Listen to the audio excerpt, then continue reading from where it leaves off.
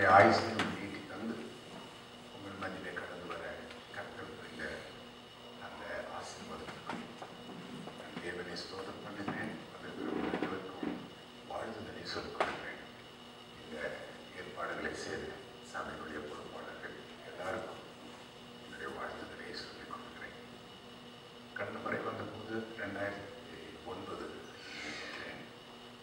ஒரு சின்ன பாட்டு நான் சொல்லிக் கொடுத்தேன். அவங்களுக்கு இப்போ சில நியமுகங்களையும் பார்க்கறதுனால ஒரு முறை அந்த பாடலை நான் பாடுகிறேன். எந்தனை மீட்க தன் உயிர் ஈந்தார், இன்னும் வாழ்கிறார் மன்னன் இயேசு. வந்திடுவார், என்னை சேர்ப்பார், என்றும் வாழ்வேன் என் இயேசுடன். ஒரு முறை நான் பாடுறேன், கவனிச்சு கொள்ளுங்க. அதுக்கப்புறம் நீங்க சேர்ந்து பாடுங்க. எந்தனை மீட்க தன்னுயிர் இன்னும் வாழ்கிறார் மன்னன் இயேசு. வந்திடுவார், என்னை சேர்ப்பார், என்றும் வாழ்வேன் என் இயேசுடன்.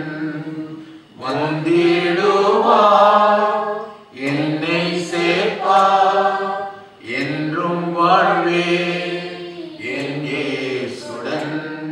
The Savior loves me, He died to save me, He lives in glory, my Lord and King. The Savior loves me, He died to save me, He lives in glory, my Lord and King. One day He'll come to take me home, to live with Him forevermore. One day He'll come to take me home, to live with Him forevermore. മലയാളത്തിലെ സ്നേഹിച്ചെന്നെ മരിച്ചെനീക്ക മകത്വ വാഴും N രക്ഷകൻ. ഒരു ദിനം വരുമവൻ ചേർത്തിടുവാൻ നിത്യതയിൽ. ഒരു ദിനം വരുമവൻ ചേർത്തിടുവാൻ നിത്യതയിൽ. മലയാളത്തിലെയും പത്ത് കൊടുക്ക വേണ്ടാം, கொஞ்சம் கஷ்டம். ஜலதோஷம் பிடிச்சா கஷ்டம் இல்லை, மலையாளம் நல்லா பாடலாம். அது ஒரு மூக்கு அடைஞ்சதுன்னு வைங்க, ப்ரொனன்சியேஷன் ரொம்ப பிரமாதமாக இல்லையா? தேங்க்யூ, நல்லாவே பாடினீங்க. தொடர்ந்து நீங்கள் அதை வீட்லேயும் ப்ராக்டிஸ் பண்ணிக்கொள்ளலாம். கர்த்தருடைய ஆசீர்வதிப்பாராக. யாருக்காவது என்னுடைய பத்திரிக்கை தேவையான நீங்கள் எனக்கு உங்கள் அட்ரஸ் எழுதி என் கையில் கொடுத்தீங்கன்னா இலவசமாக உங்களுக்கு அனுப்பி வைக்கப்படும். அதுக்கு சந்தாகம் தான் எதுவுமே கிடையாது. சகோதரன் அறிமுகப்படுத்துறது போல அது கொஞ்சம் கண்ணாப்பின்னான் இருக்கும். அதாவது கொஞ்சம் கான்ட்ரவர்ஷியலாக இருக்கும், கான்ட்ரடிக்ட் இருக்கும். ஆனால் அது கான்ட்ரவர்ஷியல் கான்ட்ரடிக்ட்னு சொல்ல முடியாது, கிளியராக இருக்கும், பிப்ளிக்கலாக இருக்கும். வசனத்தின் அடிப்படையில் கிறிஸ்தவ வாழ்க்கை வாழ்வதை குறித்து. இப்போ கர்த்தர் எனக்கு அந்த பத்திரிகை ஊழியத்தை 1969 வருஷம் கொடுத்தார். 1964 நான் ரட்சிக்கப்பட்டேன். அதுக்கு முன்னாடி இந்தியன் ஆர்மியில் ஏஎஃப்எம்சின்னு சொல்லுவாங்க, ஆர்மி ஃபோர்ஸ்ட் மெடிக்கல் கோர். அந்த இந்திய ராணுவத்துக்கு முழு இந்தியாவுக்கும் ஒரே ஒரு மெடிக்கல் காலேஜ். அதில் தான் நான் டாக்டருக்கு படிக்க கர்த்தர் எனக்கு கிருபை செய்தார். 1964 வருஷம் மிலிட்டரியிலேருந்து டிஸ்சார்ஜ் வாங்கி வெளியே வந்து மறுபடியும் மீதி படிக்க வேண்டியது தொடர்ந்து படித்து கர்த்தருடைய திருப்பியும் டாக்டராக பணிபுரிங்க. அங்கே எம்பிபிஎஸ் கம்ப்ளீட் பண்ணால் மிலிட்டரியிலேருந்து 10 வருஷம் 15 வருஷம் சேவை செஞ்சாகணும். அதனால அங்கே இருக்கிறவங்க சொன்னாங்க, நீ மிலிட்டரியை விட்டு நீ போகணும் அப்படின்னா அதுக்கு முன்னாடியே நீ போயிடுறது உனக்கு நல்லது. ஆகவே எங்கள் அப்பா அம்மாவுக்கு நான் ஒரே ஒரு மகன், 6 அக்காமாரு, நான் தான் கடைசியாக பிறந்த ஒரே மகன். இந்த பேஸில் உங்கள் அப்பா அம்மா அப்ளிகேஷன் கொடுத்தாங்கன்னா அதை கன்சிடர் பண்ணுவாங்க.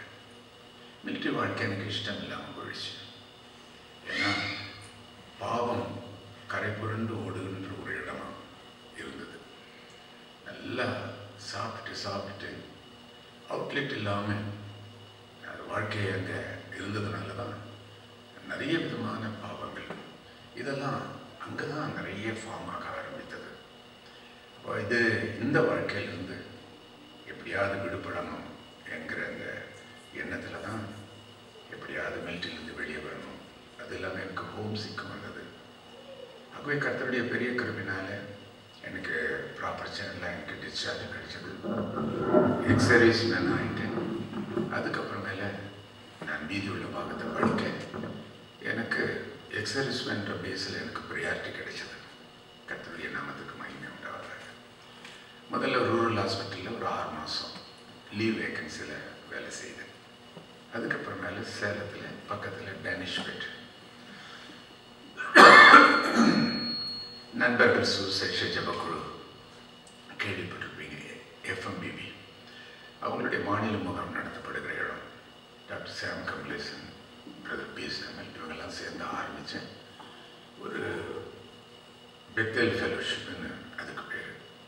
ஏறக்குறைய 800 அநாத பிள்ளைகளை வளர்த்துக்கின்ற இடம். அதில் தான் முதல்ல போய் டாக்டராக போய் ஜாயின் பண்ணேன். அங்கே தான் மனம் திரும்புதலை கர்த்தர் எனக்கு கட்டளையிட்டார், கிருபையாக கொடுத்தார்.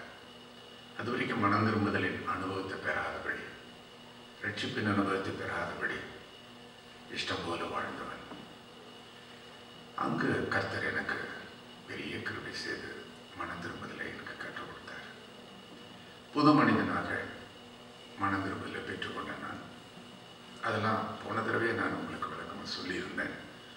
அதனால் முழு விவரத்தையும் நான் சொல்லாதபடி சுருக்கமாக புதுசாக வந்திருக்கிறவங்க தெரிஞ்சுக்கிறதுக்காக நான் சொல்கிறேன். ஆகவே பார்ன் அகைன் எக்ஸ்பீரியன்ஸ் எனக்கு கிடைச்ச உடனே பெத்தேல் ஃபெலோஷிப்பில் இருக்கிறவங்களே சேர்ந்து ஆரம்பத்திலே நீங்கள் பைபிள் காலேஜ் போகிறது உங்களுக்கு நல்லது. கர்த்தர் உங்களை நல்ல கிருபையாக வல்லமையாக உபயோகப்படுத்துவார். அதுக்கப்புறம் நீங்கள் பெரிய ஊழியக்காரனதுக்கப்புறம் நீங்கள் படிக்கணும்னு நினச்சாலும் படிக்க நேரமே கிடைக்காது. இப்போவே நீங்கள் போயிட்டு படிச்சிருது நல்லதுன்னு சொல்லி அவங்களுடைய வேன்லேயே என்னை ஏற்றுக்கொண்டு அவங்களே பங்காரப்பேட்டைன்னு சொல்லி ஒரு இடம் இருக்குது, பெங்களூருக்கும் ஜோலாபேட் மெட்ராஸுக்கும் மத்தியில் இருக்குது. அது அங்கே சவுத் ஏஷியன் பைபிள் காலேஜ்னு ஒரு காலேஜ். அந்த தியாலஜி செமினரியில் என்னை கொண்டு போய் சேர்த்தாங்க. அந்த காலத்தில் எனக்கு டீச்சராக இருந்து டாக்டர் தியோடர் வில்லியம்ஸ் அவர்கள். இப்படி கர்த்தருடைய கிருபையினால வசனத்தின் அடிப்படையில் என்னுடைய ஆவிக்குரிய ஜீவியம் வளர ஆரம்பித்தது.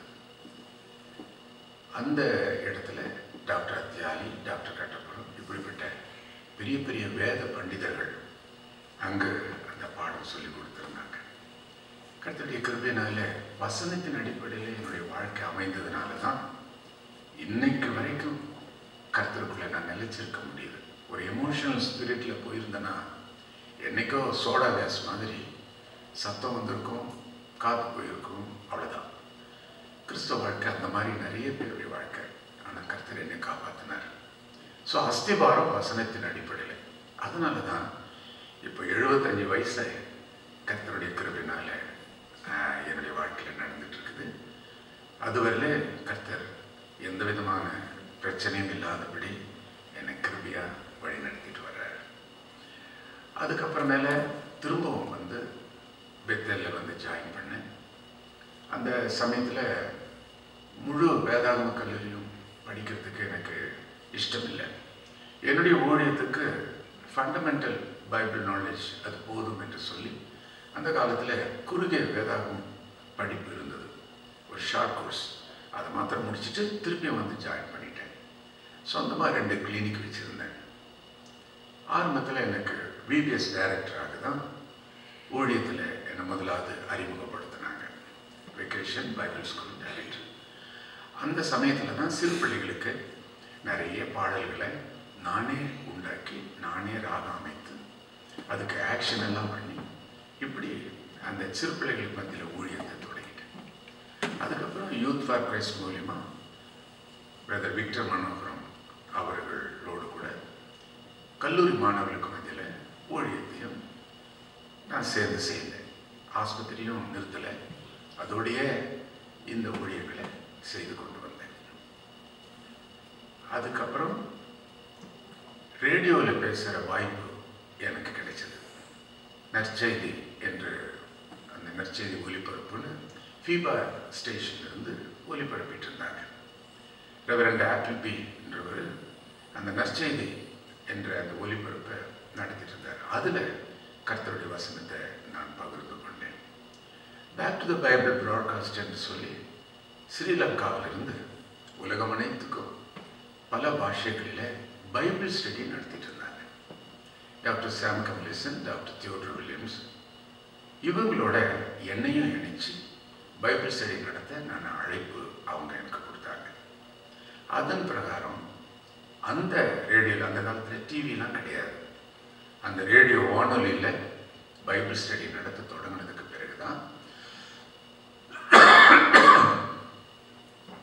பிறகுதான் உலகமெல்லாம் என்னுடைய செய்தியை ஜனங்க கேட்கறதுக்கு ஒரு வாய்ப்பு கிடைச்சது. அப்படி ரேடியோவில் என்னுடைய பைபிள் ஸ்டடியை கேட்டவங்க எல்லாம் இவரையே நம்ம கன்வென்ஷன் கூப்பிட்டா என்ன என்று சொல்லி அவங்க தங்களுடைய சபையின் கன்வென்ஷனில் கூப்பிட்றதுக்கு எனக்கு அழைப்பு கொடுத்தாங்க. அப்படி தான் என் வாழ்க்கையில் முத கன்வென்ஷன் பிரசங்கியாக கன்னியாகுமரி மாவட்டம் காரியாவிளை என்று சொல்லப்படுகிற இடத்துல சிஎஸ்சி சர்ச்சில் முதல் கன்வென்ஷன் பிரசங்கியாக அறிமுகப்படுத்தப்பட்டேன். அந்த கன்வென்ஷனில் நிறைய ஆயர்கள், ரெவரண்ட்மார், சர்ச் ஆயர்கள் வந்திருந்தாங்க. அவங்கெல்லாம் என்னுடைய பிரசங்கத்தை கேட்டு அவங்க சபைக்கு கன்வென்ஷனுக்கு எனக்கு அழைப்பு கொடுத்து தேதியும் புக் பண்ணிட்டு போயிட்டாங்க. அந்த காலத்தில் ஹாஸ்பிட்டல் ஒர்க்கும் எனக்கு இருந்ததுனால மாதத்துக்கு ஒரு கன்வென்ஷனுக்கு தேதி கொடுப்பேன். 4 நாள், 12 மாதம் 12 கன்வென்ஷன். இப்படியாக தமிழ்நாடு முழுவதும் கர்த்தர் என்னை கிருபையாக உபயோகப்படுத்தினார். அதுக்கப்புறம் கேரளா மாநிலம், காஷ்மீர், உதம்பூர் வரைக்கும் எல்லா மாநிலத்திலையும் கர்த்தர் உபயோகித்து உலக நாடுகளிலையும் 162 தேசங்களில், ரஷ்யாவை தவிர மற்ற எல்லா நாடுகளிலும் கர்த்தர் உபயோகித்து மறுபடியுமாய் உங்கள் மத்தியிலையும் கொண்டு வந்து சேர்த்திருக்கிறார். அவருடைய பெரிய கிருபைக்கு ஸ்தோத்திரம். அந்த கிருபை தான் என்னை மட்டுமாய் வழி நடத்துகிறது. எனக்கு மனைவி உண்டு, 2 பிள்ளைகள். மூத்த மகன் டாக்டர் சாமுவேல், சேலை ஏற்காடு, அங்கே அவர் டாக்டராக பணிபுரிகிறார். மருமகளும் டாக்டர். அவங்க டேனிஷ்பேட்டை பெத்தேல் ஹாஸ்பிட்டலில் நான் வேலை செஞ்ச இடத்துலையே அவங்களுக்கும் அங்கே டாக்டர் வேலை கிடைச்சதுனால அவங்க அங்கே டாக்டர் பணிபுரிகிறாங்க. அவங்களுக்கு 2 பிள்ளைகள். அடுத்தது மகள் ஷீபா, அவங்களுடைய கணவனர் டாக்டர் பிரபு சிங். இவங்க 2 பேரும் இங்கே உங்களுக்கு அறிமுகமாக இருந்திருப்பாங்கன்னு எனக்கு தெரியும். ஆஸ்பரி தியாலஜி செமினரியில் தான் அமெரிக்காவில் அவங்க படித்து இன்றைக்கி பெங்களூரில் சயாட்ஸ் என்று சொல்லி இன்டர்நேஷ்னல் தியாலஜி செமினரியில் ஹெச்ஓடியாக இருந்து டீச்சிங்கும் செய்துட்டு ப்ரீச்சிங்கும் செய்து கொண்டு இருக்கிறார். அப்படியாக கர்த்தர் மருமகனையும் இந்த ஊழியத்தில் உபயோகப்படுத்தி மகளையும் இந்த ஊழியத்தில் உபயோகப்படுத்தினார். இப்படியாக இந்த திட்டமிட்ட குடும்பம். நாங்கள் 2 பேர், எங்களுக்கு 2 பேர், 2 பிள்ளைகள். அந்த பிள்ளைகளுக்கு, மகனுக்கு 2 பிள்ளைகள் இருக்கிறாங்க, எனக்கு 2 பேர பிள்ளைகள். அதே மாதிரி டாக்டர் பிரபு சிங் அவங்க இப்போ எல்கேஜி படிக்கிறாங்க. இதுதான் என்னுடைய குடும்பத்தினுடைய காரணம். ஆகவே ஏன் இப்படி சொல்கிறேன்னாக்கா, ஊழியக்காரன் எப்பவுமே திறந்த புஸ்தகமாக இருக்கணும், ஒளிவு மறைவு இருக்கக்கூடாது. அப்போது ஒரு தவறான அபிப்பிராயம் நிறைய பேருக்கு இல்லையா? சகோதரன் சொன்ன மாதிரி இவர் பெந்தேகோஸ்துக்கு எதிரி இல்லை, பரிசுத்தாவிக்கு எதிரி இல்லை, அந்நிய பாஷைக்கு எதிரி. அவ்வளவுதான். பரிசுத்த ஆவியானவருடைய நிறைவுக்கு அந்நிய பாஷை அடையாளம் என்பது வேதத்தில் இல்லை. அது வரமாக கொடுக்கப்பட்டது. வரம் வேற, அடையாளம் வேற. ஸோ இதில் தான் வித்தியாசமான பான்மையினால அவங்கெல்லாம் சேர்ந்து பரிசுத்தாவிக்கே இவர் விரோதமானவர் அப்படின்ற ஒரு முத்திரையை குத்திட்டாங்க. அதனால நிறைய பேருக்கு இப்போ சொன்ன மாதிரி பெந்தகோஸ்து மாத்திரம் இல்லை, என்னுடைய பத்திரிக்கை ஊழியம் 69வது வருஷம். ஜாமக்காரன் என்கிற பெயர் அதை ஆண்டவர் கொடுத்தது. அது வரைக்கும் நியூஸ்லெட்டர்ன்ற பேரில் தான் பத்திரிக்கை நடந்துட்டு இருந்தது. ஆனால் கவர்மெண்ட் ரிஜிஸ்ட்ரேஷனுக்காக அந்த பேரை கொடுக்க மாட்டேன்ட்டாங்க. அது ஏற்கனவே ரிஜிஸ்டர் ஆயிடுச்சு. இப்போ வேற ஒரு பேரை கொடுங்கன்னு சொன்னபோது தான் இந்த ஜாமக்காரன் பேர் நான் தினசரி வேதத்தை வாசிக்கிற சமயத்தில் அன்றைய வேத பகுதியில் காணப்பட்ட அந்த எஸ்ஐயா தீர்க்கதரிசி புஸ்தகத்தில் காணப்பட்ட அந்த வார்த்தை. அப்போ இதுதான் பத்திரிகைக்கு பேராக இருக்க வேணும். அப்படி பேராக வச்சு உடனே டெல்லிக்கு ரிஜிஸ்டருக்கு நான் அனுப்பிட்டேன்.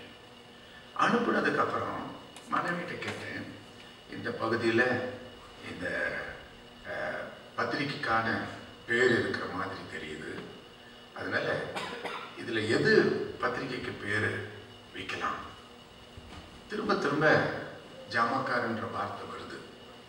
இந்த ஜாமக்காரன்ற பேரை பத்திரிகைக்கு வச்சா என்ன? அப்போ என்னுடைய மனைவி சொன்னாங்க, ஏதாவது ஃப்ளவர், ஒரு ஏதாவது பூக்களுடைய பேரோ மற்றது பேரோ பத்திரிகைக்கு வைப்பாங்க. இது ஏதோ திருடனுக்கு வச்ச பேர் வச்ச மாதிரி ஜாமக்காரன்ற பேர் வச்சா அது பத்திரிகைக்கு அந்த மாதிரி யாருமே வச்சது இல்லையா? நான் எனக்கு ரொம்ப சந்தோஷம். யாரும் வைக்காத பேர் தான் நமக்கு வேணும். ரெண்டாவது, அந்த பேரை கொடுத்ததுக்கு அப்புறம் தான் ஜாமக்காரனுடைய வேலை என்ன அப்படின்றத உடனே பைபிளை திறந்து ஆராய பார்த்தேன்.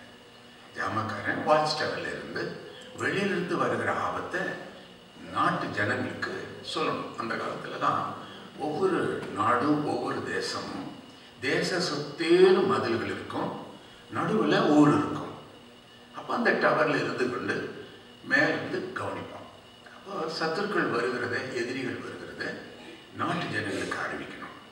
மேலே இருந்து பார்க்கும்போது எதிரிகளை மாத்திரம் இல்லை, உள்ளூரில் நடக்கிற அக்கிரமத்தையும் மேலிருந்தே கவனிக்க முடியும்.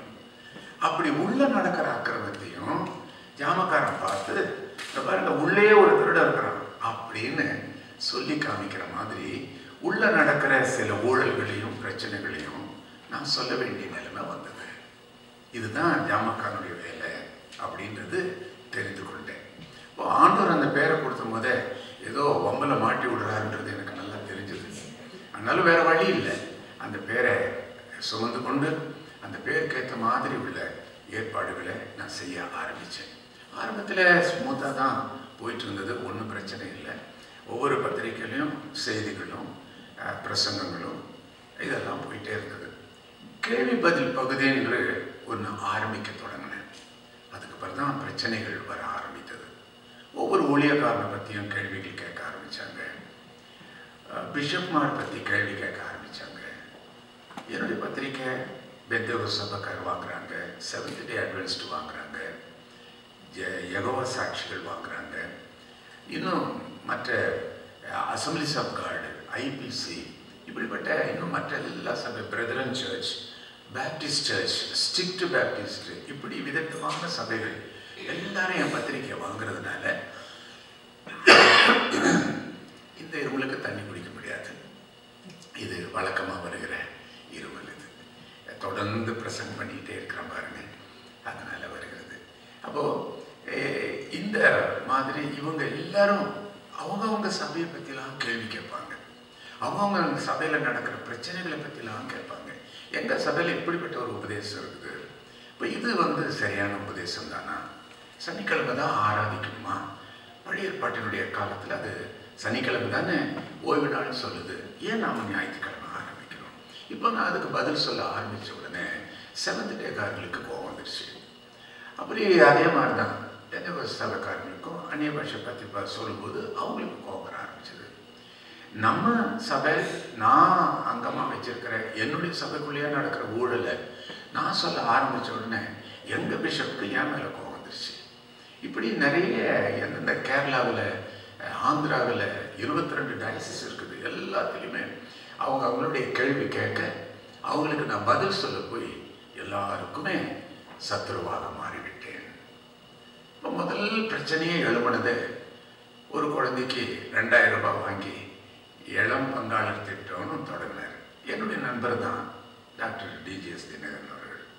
ஆனால் இந்த திட்டத்தை தொடங்கினது 2000 ரூபாய் வாங்கிட்டு ஒரு பிள்ளைக்கு 25 வருஷம் ஜெபம் பண்ணுறோம் அப்படின்னு சொல்லிட்டு அந்த திட்டத்தை கொண்டு வந்தார். தான் கட்டுற அந்த கல்லூரியினுடைய பணத்துக்காக உண்டாக்கப்பட்ட ஒரு ஏற்பாடு. ஆனால் இது கர்த்தர் மேலே பழிய போட்டு கர்த்தர் சொன்னார்னு சொன்னதுனால எல்லாரும் கேட்டாங்க, 2000 ரூபாய் கட்டாத பிள்ளைங்களுக்கு, ஏழை பிள்ளைங்களுக்கு யார் ஜெபம் பண்ணுவா? இது ஜெபத்தை விலைக்கு விற்கிற மாதிரி இல்லை இருக்குது அப்படின்னு கேட்க ஆரம்பித்த உடனே, எப்பவுமே என்னுடைய ஒழுங்கு வேதத்தில் ஆண்டவர் சொல்ல, சபையில் ஒருத்தன் தப்பு பண்ணிட்டான்னா தனியாக உட்காந்து பேசு, இல்லை அவன் அதை சரிப்பட்டு சரி வரலன்னா 4 பேர் சபையில் இருக்கிறவங்க, அந்த 4 பேரும் நல்ல யோகியம் உள்ளவங்களா இருக்கணும், அவங்க மேலே எந்த குற்றச்சாட்டும் இருக்கக்கூடாது, அவங்களும் 4 பேர் போய் உட்காந்து அவங்ககிட்ட பேசணும். அப்படி பேசி அதுக்கும் அவன் சரிப்பட்டு வரல அப்படின்னா அவனை பகிரங்கப்படுத்து அப்படின்னு இயேசு கிறிஸ்து மத்தேயு எழுதின சுவிசேஷத்தில் சொல்றார். இதே விஷயத்தை தெசலோனிக்கருக்கு எழுதின நிருபத்தில் திருச்சபைக்கு, அந்த தெசலோனி திருச்சபைக்கு எழுதும்போது பவுல் சொல்றாரு, இதே காரியத்தை டிப்பிக்கல் அப்படியே இயேசு சொன்ன மாதிரியே சொல்றாரு. சபையில் யாராவது தப்பு பண்ணிட்டா தனியா போய் சொல்லு, அவன் கேட்கல அப்படின்னாக்கா 4 பேரை கூட்டிட்டு போய் அவனோட உட்காந்து பேசு. அதுக்கும் அவன் சரிப்பட்டு வரலன்னா இயேசு சொன்ன மாதிரி சொல்ல. இதுதான் கிறிஸ்து உயிரோடு இருக்கும்போது சொன்ன உபதேசத்துக்கும் கிறிஸ்து மரித்ததுக்கு பிறகு சொல்ற உபதேசத்துக்கும் உள்ள வித்தியாசம். உயிரோடு இருக்கும்போது பரிசுத்த ஆவியை கேளுனார், ஏன்னா பரிசுத்த ஆவியை அருளப்படலை. அதனால மகன் பாம்பை கேட்டான், மீன் கேட்டா பாம்பு கொடுப்பானா? அது பிதாவும் நீங்க பரிசுத்தாவி கேட்டா பரிசுத்தாவி தான் கொடுப்பாருன்னாங்க.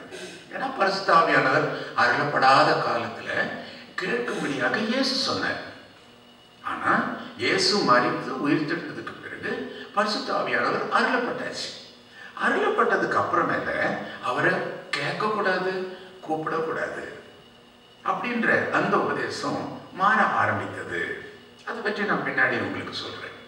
அப்போ கிறிஸ்து உயிரோடு இருக்கும்போது சொன்ன உபதேசத்துல பகிரங்கப்படுத்திட்டார். சபைக்குள்ள தப்பு நடந்ததுனாக்கா அதை நீ ஓப்பனா எல்லாத்துக்கிட்டும் சொல்லிடுன்ட்டார். ஆனா மரித்ததுக்கு அப்புறம், உயிர்த்தெடுத்ததுக்கு அப்புறம் உபதேசம் எப்படி மாறுது பாருங்க.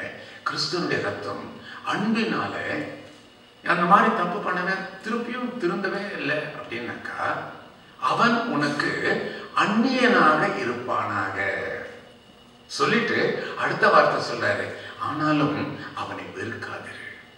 என்ன அழகா இருக்கு பார்த்தீங்களா? ஆனாலும் நீ அவனை வெறுக்காதிரு. அவனை வெறுத்துறாரு, அவன் வரலாம் போலாம், அவனை வெறுக்காது. இதுதான் கிறிஸ்து மரித்ததுக்கு அப்புறம் சொல்லப்படுகிற வித்தியாசமான ஒரு ஆலோசனை இது. அப்போ அந்த மாதிரி உள்ள முறையில தான் நான் என்ன இந்த காரியத்தை எது செஞ்சாலும் முதலாவது அவங்களுக்கு நான் அறிவிக்கிறேன். அன்னையிலிருந்து உடனே நான் ஜீசஸ் கால்ஸ் தினகருக்கு எதிரி அப்படின்னு பிராண்ட் உண்டாக்கிட்டு அவங்கள நேசிச்சவங்க எல்லாம் டக்கு டக்கு டக்குன்னு எனக்கு அனுப்பின காணிக்கெல்லாம் டக்கு டக்குன்னு நிறுத்திட்டாங்க. ஏன்னா அவ்வளோ தூரம் அவரை நேசிச்சாங்க. அவர் மூலயமா நிறைய பேர் தொடப்பட்டவங்க உண்டு, ஆயிரக்கணக்கான பேர். அவங்களுக்கெல்லாம் ரொம்ப என் மேலே கோபம் வந்துருச்சு. பேர்பட்ட தேவ மனுஷனை இப்படிலாம் சொல்லிட்டாரு, ஓப்பனாக இப்படி பேசிட்டாரு அப்படின்னு. இப்போ என்ன நேசிக்கிற உங்களை சிலர் என்னை பற்றி யாராவது கொஞ்சம் தவறாக பேசினா உங்களுக்கு நிச்சயமாக கோவம் வரும். நான் அவரை நல்லா நேசிக்கிறேன், அவரை பற்றி நீங்கள் இப்படி சொல்கிறது எனக்கு பிடிக்கலன்னு வரும் இல்லையா? அதே மாதிரி தான் அவங்களுக்கும் கோவம் வந்துச்சு. அதில் ஒன்றும் தப்பே கிடையாது. ஆனால் அது நியாயமான கோபமான்றதை யோசிக்கலை, அவ்வளோதான். அதனால இந்த மாதிரி உள்ள காரியங்கள் எல்லாம் பத்திரிகையில் எழுத ஆரம்பித்த உடனே நிறைய பேர் என்ன வெறுக்க ஆரம்பித்தார்கள். நிறைய பிஷப்மார் வெறுக்க ஆரம்பித்தார்கள். நிறைய ஊழியர்களுக்கு தடைகள் வர ஆரம்பித்தது. அது மாதிரி ஆண்டவர் ஒரு கதவை அடைந்தால் மற்றொரு கதவை திறக்கிறார். அதே மாதிரி தொடர்ந்து இவ்வளவு எதிர்ப்புகளுக்கு மத்தியிலும் தொடர்ந்து ஊழியங்கள் சிறப்பாக நடந்து கொண்டே இருக்குது. திருச்சபைகளிலே நான் ஊழியத்தை செய்கிறது காரணமே, திருச்சபை இன்னைக்கெல்லாம் ஒரு எமோஷனல் ஸ்பிரிட்டை நோக்கி போயிட்டு இருக்குது. ஆகவே அவங்களை எப்படியாவது வசனத்துக்கு நேராக திருப்ப வேண்டும். இதுதான் பேக் டு த பைபிளுடைய அவங்களுடைய தீம். இதுதான் அவங்களுடைய கொள்கை. இதுதான் வேதாகமத்துக்கு திருப்புகள். அதுக்காக தான் அவங்க ப்ரீச்சிங் பண்றதில்ல, ரேடியோவில் டீச்சிங் பண்றாங்க. ஸோ இன்னைக்கு நிறைய இடத்துல ப்ரீச்சிங் இருக்குது, டீச்சிங் இல்லாததுனால தான் யார் என்ன சொன்னாலும் நம்ம அப்படியே நம்பிடுறோம். அவங்க சொல்றது வசனத்தின் அடிப்படையிலான அவங்க யோசிச்சு பார்க்கறதே கிடையாது. தினம் பரலோகம் போறாங்கன்னு சொல்றாங்க இல்லையா? அப்போ பைபிள் என்ன சொல்லுதுன்றதை பார்த்தாக்கா அவன் சொல்றது டூப்புன்னு நல்லா தெரியும்.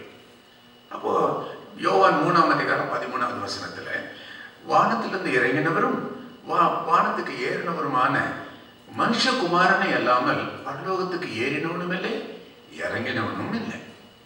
அப்ப இப்படியெல்லாம் நிறைய பேர் டூப் அடிச்சு, நான் தினமும் பரலோகத்துல அதை பார்த்தேன், நரகத்துக்கு கூட்டிட்டு போய் கர்த்தர் என்ன காமிச்சாரு. அவர் ஒருத்தர் ஏஞ்சல் டிவிக்கார் சொல்றாரு, அங்க பரிசுத்த ஆவியானவர் எந்திரிச்சு போனாரு, நான் தான் அவரை பிடிச்சி சட்டையை பிடிச்சி இழுத்தேன். அவரே ஆவியா இருக்கிறாரு, அவர் எந்த சட்டை போட்டாருன்னே எனக்கு தெரியல. இந்த மாதிரி பயங்கரமா பப்ளிக்கு எத்தனை பேர் பார்க்குறாங்க, புறஜாதி பார்க்குறாங்க. இப்படிலாம் சொல்லிட்டு கடைசியில் நான் தயாரிக்கிற ஏஞ்சல் டிவியினுடைய ப்ரோக்ராமே ஒரு நாள் அந்த கேசட்டை என்கிட்ட கொண்டு வந்து காமின்னு பிதா என்கிட்ட சொன்னார். உடனே நான் கொண்டு போய் காமிச்சேன். உடனே அவர் சொன்னார், இதெல்லாம் வந்து நம்ம அமெரிக்கன் ஸ்டைலில் அவெல்லாம் எவ்வளோ தூரம் முன்னேற்றி வச்சிருக்கிறான், அந்த மாதிரி ஒரு நல்ல குவாலிட்டி இல்லை, அதனால நல்ல குவாலிட்டியாக நீ வெளியிடணும். அதுக்கு நான் எனக்கு அந்த மாதிரி எக்யூப்மெண்ட்லாம் இல்லையா, அதுக்கு நிறைய ஆட்களை நானே எழுப்பி தரேன், அவங்க மூலியமாகவே கேளு, அவங்க கொடுப்பாங்க, நான் சொன்னேன்னு சொல்லு கொடுப்பாங்க. அப்போது அங்கே இதில் அமெரிக்கா சினிமாவில் சினிமா துறையில் இருக்கிறவங்கலாம் எவ்வளோ தூரம் முன்னேற்றம் இருக்கிறாங்க, ஆனால் நீ இன்னும் அந்த பழைய டைப்பே வச்சிருக்கிறிய அப்படின்னு என்கிட்ட சொன்னாங்கன்னு டிவிலேயே அதை சொன்னதை பார்த்த உடனே பிதா கூட அமெரிக்கா சினிமா பார்க்குறாருன்றது அவர் மூலியமாக தான் தெரிய ஆரம்பித்தது. ஸோ இப்படிலாம் சொல்லி ஜனங்களை எல்லாம் முட்டாளாக்கிட்டு இருக்கிறாங்க நிறைய பேர். ஸோ நம்ம பைபிளை வச்சு கம்பேர் பண்ணி இது வசனத்தின்படி சரிதானா அப்படின்றத ஒத்து பார்க்க நம்ம தொடங்கிடணும். அதுதான் டிசர்னிங் ஸ்பிரிட் பேர். அது கர்த்தர் நமக்கு கிருபையாக கேட்டால் கொடுக்குறாரு. ஆண்டவரே அவனும் வசனத்தை சொல்கிறான், இவனும் வசனத்தை சொல்கிறான், எது கரெக்டானது எங்களுக்கு அதை விளங்கி கொள்ள முடியல. தேவன் அதுக்கு நமக்கு கொடுப்பார். அந்த டிசர்னிங் ஸ்பிரிட், ஆவியை பகுத்தறியும் அந்த கிருபை தேவன் நமக்கு கொடுத்துட்டாருனாக்கா சரியான ஊழியக்காரனையும் சரியான ஊழியங்களையும் நம்ம சரியாக ஐடென்டிஃபை பண்ண முடியும். அது நமக்கு கண்டிப்பாக வேணும். ஸோ அந்த மாதிரி கிருபையை கர்த்தர் எனக்கு கொடுத்ததுனால தான் ஊழியக்காரர்கள் யார் யார் உண்மையான ஊழியக்காரர்கள்ன்றத என்னால் அது பகுத்தறிய முடிஞ்சது. அதை நான் ஓப்பனாக வெளியே எழுத ஆரம்பித்தேன். அப்படியாக கர்த்தர் எனக்கு பத்திரிக்கை ஊழியத்தின் மூலியமாய் கர்த்தர் எனக்கு கேட்காமலே நிறைய சத்துருக்களை எழுப்பி எனக்கு ஜபத்திலையும் நல்ல ஊக்கத்தையும் வைராக்கியத்தையும் அதன் மூலியமாக கொடுத்தாரு. அநேக இடங்களில் எனக்கு பாதுகாப்பு எல்லாம் கொடுக்க வேண்டிய நிலைமை ஏற்பட்டுச்சு. நிறைய பேர் அவரை பற்றி சொன்னேன், நீ சும்மா உயிரோட போக முடியாது, கை காலோட போக முடியாது, இப்படிலாம் திருட்டன் வந்தது. ஆனால் கர்த்தர் நகரத்தை காவல் காக்கக்கூடிய பிரயாசம் விருதா. அதனால் எத்தனை பேர் காவல் காத்தாலும் சரி, இந்திரா காந்தியை காவல் காக்க வேற இருந்தவன் தான் இந்திரா காந்தியை சுட்டு தள்ளணும். இப்போ மனுஷனுடைய காவல் எங்கே? அதனால எவ்வளோ போலீஸ் எல்லாம் எங்ககிட்ட, கமிஷனர் எல்லாம் எங்ககிட்ட கேட்டாங்க, நிறைய இந்த மாதிரி திட்டம் வருது, உங்களுக்கு 24 hours காவல் வேணுமா அல்லது பகல் நேரம் மாத்திரம் உங்களுக்கு பாதுகாப்பு வேணுமா? நான் சொன்னேன், எந்த பாதுகாப்பும் எனக்கு கடவுளுடைய பிள்ளைகளுக்கு தேவையே இல்லை. எத்தனையோ மாசத்துக்கு ஒரு தடவை காட்டுகளுக்கு போய் ஒரு வாரம் ஃப்ரீ மெடிக்கல் கேம்ப் ஆதிவாசிகளுக்கு மத்தியில் நடத்துகிறோம். எத்தனை மிருகங்கள், எத்தனை பாம்புகள், ஒரு இடத்துல கால் வச்சா 4-5 பாம்பு இப்படி அப்படி போகும். இதெல்லாம் ஒருத்தரை கூட அந்த பாம்பு தீண்டினதே கிடையாது. மிருகங்களுடைய வாயும் பாம்புகளுடைய வாயும் கட்டின தேவன் என்ன பாதுகாக்கணும்னு அவருக்கு விருப்பமா இருந்தா மக்களுடைய கரத்திலிருந்தும் எனக்கு பாதுகாப்பார், ஊழியக்காருடைய கையிலிருந்தும் என்ன பாதுகாப்பார். ஆகவே எந்த மனுஷனுடைய பாதுகாப்பு எனக்கு வேணாம் அப்படின்னா எழுதி கொடுங்க, எந்த ப்ரொடெக்ஷனும் எனக்கு வேண்டாம், அப்படியே எழுதி கொடுத்துட்டு வந்தேன். என்னுடைய சேலம் போலீஸுக்கு. எதுக்காக இதை சொல்கிறேன் அப்படின்னாக்கா, இப்படி பல எதிர்ப்புகளுக்கு மத்தியில் என்னுடைய ஊழியர்களை கர்த்தர் நல்லா ஆசீர்வதிக்கிறார். தொடர்ந்து என்னுடைய ஊழியத்தை தாங்குறவங்க இந்த சிக்காகோலையும் மலையாளிகளும் தமிழர்களும் நிறைய பேர், இந்தியன்ஸ் நிறைய பேர் இருக்கிறாங்க. அதனால ஒரு குறையும் இல்லாமல் என்னுடைய ஊழியம் ரொம்ப சிறப்பாக நடக்குது. வெளிநாடுகளுக்கு வரேன், ஊழியம் செய்கிற பணப்பிரிவு நடத்துறதுக்கோ பணம் சேர்க்கறதுக்கோ நான் வரல. ஏன்னா எனக்கு பணத்தினுடைய தேவை எனக்கு இல்லை. எனக்கு ஸ்தாபனங்கள் கிடையாது, எனக்கு சொந்தமாக சபை கிடையாது. நான் செய்கிற ஒரே பண செலவு ஊழியம் என்னுடைய பத்திரிக்கை ஊழியம் தான். அந்த பத்திரிக்கைக்கு கூட நிறைய இந்தியன்ஸ் தாராளமாக பணம் அனுப்புகிறாங்க. கடனே இல்லாமல் நடத்திட்டு இருக்கிற பத்திரிக்கை. அதனால மலையாளத்திலையும் தமிழ்லையும் ஆயிரக்கணக்கில் லட்சக்கணக்கில் அந்த பத்திரிக்கை வெளியே போய் நிறைய பேர் படிக்க ஆரம்பிக்கிறாங்க. அவங்க எனக்கு பணம் அனுப்புகிறாங்க. அது எனக்கு போதுமானதாக இருக்குது. பிள்ளைகள் நல்ல பொசிஷனில் இருக்கிறாங்க. ஆகவே என்னுடைய மனைவிக்கு கவர்மெண்ட் ஹாஸ்பிட்டல்லேருந்து பென்ஷன் கிடைக்குது. ஆகவே எனக்கு எந்த விதமான கஷ்டங்களும் பண கஷ்டங்களும் இல்லை. என் பாக்கெட்லேருந்து என்னுடைய ஊழியத்துக்கோ என்னுடைய மேகசினுக்கோ நான் ஒரு பணமும் செலவு பண்ணுறதே இல்லை. நிறைய பேர் என்னுடைய பத்திரிகையை வாங்கி பிரயோஜனப்பட்டவங்க நான் கேட்காமலேயே அவங்களே நிறைய பேர் அனுப்புகிறாங்க. அதனால என்னுடைய பத்திரிகை தொடர்ந்து கடன் இல்லாமல் இது வரைக்கும் கிருபியாக நடத்திக்கிட்டே வரேன். ஆகவே எந்த நாட்டுக்கும் பண கலெக்ஷனுக்காக நான் போகலை. இந்த நாட்டிலையும் வந்தது சுவிசேஷம் அறிவிக்கிறதுக்காக இல்லை. நான் பத்திரிகையில் எழுதின மாதிரி சுவிசேஷம் அறிந்தவர்களுக்கு இயேசு சொன்னார், மனம் திரும்புதலும் பாவ மன்னிப்பும் எருசலேம் தொடங்கி உலகம் எல்லாவற்றுக்கும் போய் அறிவிக்கணும்னு சொன்னார். அந்த வேலையை தான் வெளிநாடுகளில் நான் செய்கிறேன். வெளிநாட்டவர்களுக்கு சுவிசேஷம் அறிவிக்கலை, அவங்களாம் சுவிசேஷம் அறிந்தவர்கள். இப்போ மனம் திரும்புதலின் அடிப்படையில் கிறிஸ்தவர்களாக இருக்கிறாங்களா, அதுதான் ரொம்ப முக்கியம். சும்மா பேர் கிறிஸ்தவர்களாக வாழ்றது பரலோகத்துக்கு கொண்டு போகவே முடியாது. மனம் திரும்பின அனுபவத்தோடு இருக்கணும். திருச்சபையில் ஒருத்தன் மெம்பராக இருக்கணும் அப்படின்னா அவன் மனம் திரும்பி இருக்கணும். முதல் திருச்சபையை ஆண்டவர் ஆரம்பிச்சு வைச்சார். அப்போஸ்தலர் நடவடிக்கைகள் 2ஆம் அதிகாரம் 47வது வசனத்தில் ரட்சிக்கப்படுகிறவர்களை அனுதினமும் கர்த்தர் சபையிலே சேர்த்து கொண்டார். அப்போ மெம்பர்ஷிப் எப்படிப்பட்டவங்களுக்கு மெம்பர்ஷிப்? ரட்சிக்கப்பட்டவங்களா இருந்தால் தான் திருவிருந்து எடுக்கலாம், அவங்க தான் சபையில் மெம்பராக இருக்க முடியும். வெளிநாட்டுகளுக்கு நான் போகிறேன். வருஷத்துக்கு 1 மாதம் இல்லாட்டி 1.5 மாதம் தான் வெளிநாடு. மற்ற 11 மாதங்களும் இந்தியாவில் தான் என்னுடைய ஊழியமே, என்னுடைய அழைப்பும் என்னுடைய காரணம். என்னுடைய இந்தியா தேசத்தை ஆண்டவர் சந்திக்கணும், ஆதிவாசிகளுக்கு இயேசுவை பற்றி அறிவிக்கணும். இதுதான் என்னுடைய உள்ளத்தில். மற்றொன்று திருச்சபையை வசனத்துக்கு நேராக நடத்தணும். இந்த 2 ஊழியத்தையும் செய்து பத்திரிக்கை ஊழியமாக என்னை நம்பி என்னை ரட்சிக்கப்பட்டு என்னிடத்துல என்னுடைய வாசகர்களாக இருக்கிற அவங்களுக்காக தான் இந்த பத்திரிகை நடத்துகிறேன். இது பப்ளிக் மேகசின் அல்ல, சந்தா வாங்குற மேகசின் அல்ல, விலைக்கு விற்கிற மேகசினும் அல்ல. என்னை வாசிக்கிறவங்களுக்காக இது நடத்தப்படுகிறது. இப்படியாக கர்த்தர் என்னை பயன்படுத்தி உபயோகப்படுத்தி கொண்டிருக்கிறார். கர்த்தருடைய நாமத்துக்கு மகிமை உண்டாவதாக. இன்றைய தலைப்பை நீங்கள் பார்த்துருப்பீங்க, வேர் இஸ் காட்? கடவுள் எங்கே இருக்கிறார்? கல்லிலும் இருக்கிறார், தூணிலும் இருக்கிறார், துருவிலும் இருக்கிறார், இப்படிலாம் புறஜாதிகள் சொல்லுகிறாங்க இல்லையா? இப்போ நாம ஆவிக்குரியவர்களாக நாம இதை பற்றி சிந்திப்பதற்கு வசனத்தின் அடிப்படையில் சிந்திப்பதற்காக இந்த தலைப்பில் உங்கள் மத்தியில் பகிர்ந்து கொள்கிறேன். ஒரு நிமிஷம் கண்களை மூடி ஜெபிக்கலாம். எங்களை நேசிக்கிற கர்த்தாவே, எங்களை அழைத்து கொண்டு வந்த தெய்வமே, என்ன நோக்கத்தோடு எங்களை அழைத்து வந்தீரோ அந்த நோக்கங்கள் நிறைவேற எங்களோடு நீர் பேச வேண்டும் ஆண்டவரே. பலவிதமான பிரச்சனையோடு வந்திருக்கிற இந்த மக்கள் தேவரே, அந்த பிரச்சனைகள் எல்லாம் நீர் தீர்த்து யாரும் வெறுங்கையாக போகாதபடி ஒரு ஆசீர்வாதத்தோடு செல்ல ஒவ்வொருவருக்கும் நீர் கிருபை அளிக்க வேண்டும் நான் சொல்லிக்கிறேன். யார் யார் என்னென்ன பாரத்தோடு இங்கு வந்தாங்களோ அந்த பாரங்கள் எல்லாவற்றையும் நீர் சுமந்து அவர்களை விடுதலை பண்ணும். சரீரத்தில் சுமந்து கொண்டிருக்கிற வியாதியிலிருந்து விடுதலை பண்ணும். தன்னுடைய பிள்ளைகளை குறித்து பாரத்தோடு இருக்கிறவங்க, இந்த கலாச்சாரத்தில் என்னுடைய பிள்ளைகளுடைய ஃபியூச்சர் என்னமாக முடியுமோ என்று பயந்து பயந்து வேதனையோடு இருக்கிற பெற்றோர்கள், அவருடைய பாரத்தை நீர் அறிவீர் ஆண்டவரே. அந்த பாரம் உமக்கும் உண்டு. இங்கு இருக்கிற இந்த நாட்டில் வளருகிற எங்களுடைய பிள்ளைகள், அவங்கள பற்றி யாரும் குற்றம் சொல்லாதபடி சாட்சியுள்ள பிள்ளைகளாக ஜீவிக்க உதவி செய்ய மாட்டவரே. இந்த கிருபை ஒவ்வொருவரும் பெற்றுக்கொள்ளத்தக்கதாக காத்துக்கொள்ளும். இயேசுவின் நாமத்திலே வேண்டிக் கொள்கிறோம் பரிசுத்த பிதாவே. ஆமென். ஆமென். அப்போ கடவுள் எங்க இருக்கிறார் என்பதை விட முதலாவது கர்த்தர் யார், கடவுள் யார் என்பதையும் நம்ம தெரிந்து கொள்வது மிக மிக முக்கியம். முதல்ல மனுஷன் யாருன்னு தெரிஞ்சுக்குவோம், அப்புறம் கடவுள் யாருன்னு தெரிஞ்சுக்கலாம். மனுஷன் யார்? இப்போ வேதத்தில் ஆதியாகம புஸ்தகம் 1ஆம் அதிகாரம் 26வது வசனத்துல ஆண்டவர் திடீர்னு அவருடைய உள்ளத்தில் ஒரு யோசனை தொடங்கி அவரே சொல்லிட்டார், நம்மை போல ஒரு மனுஷனை உண்டாக்குவோம் அப்படின்னு சொல்லிட்டு மண்ணை குழைச்சி ஒரு பொம்மை மாதிரி செஞ்சு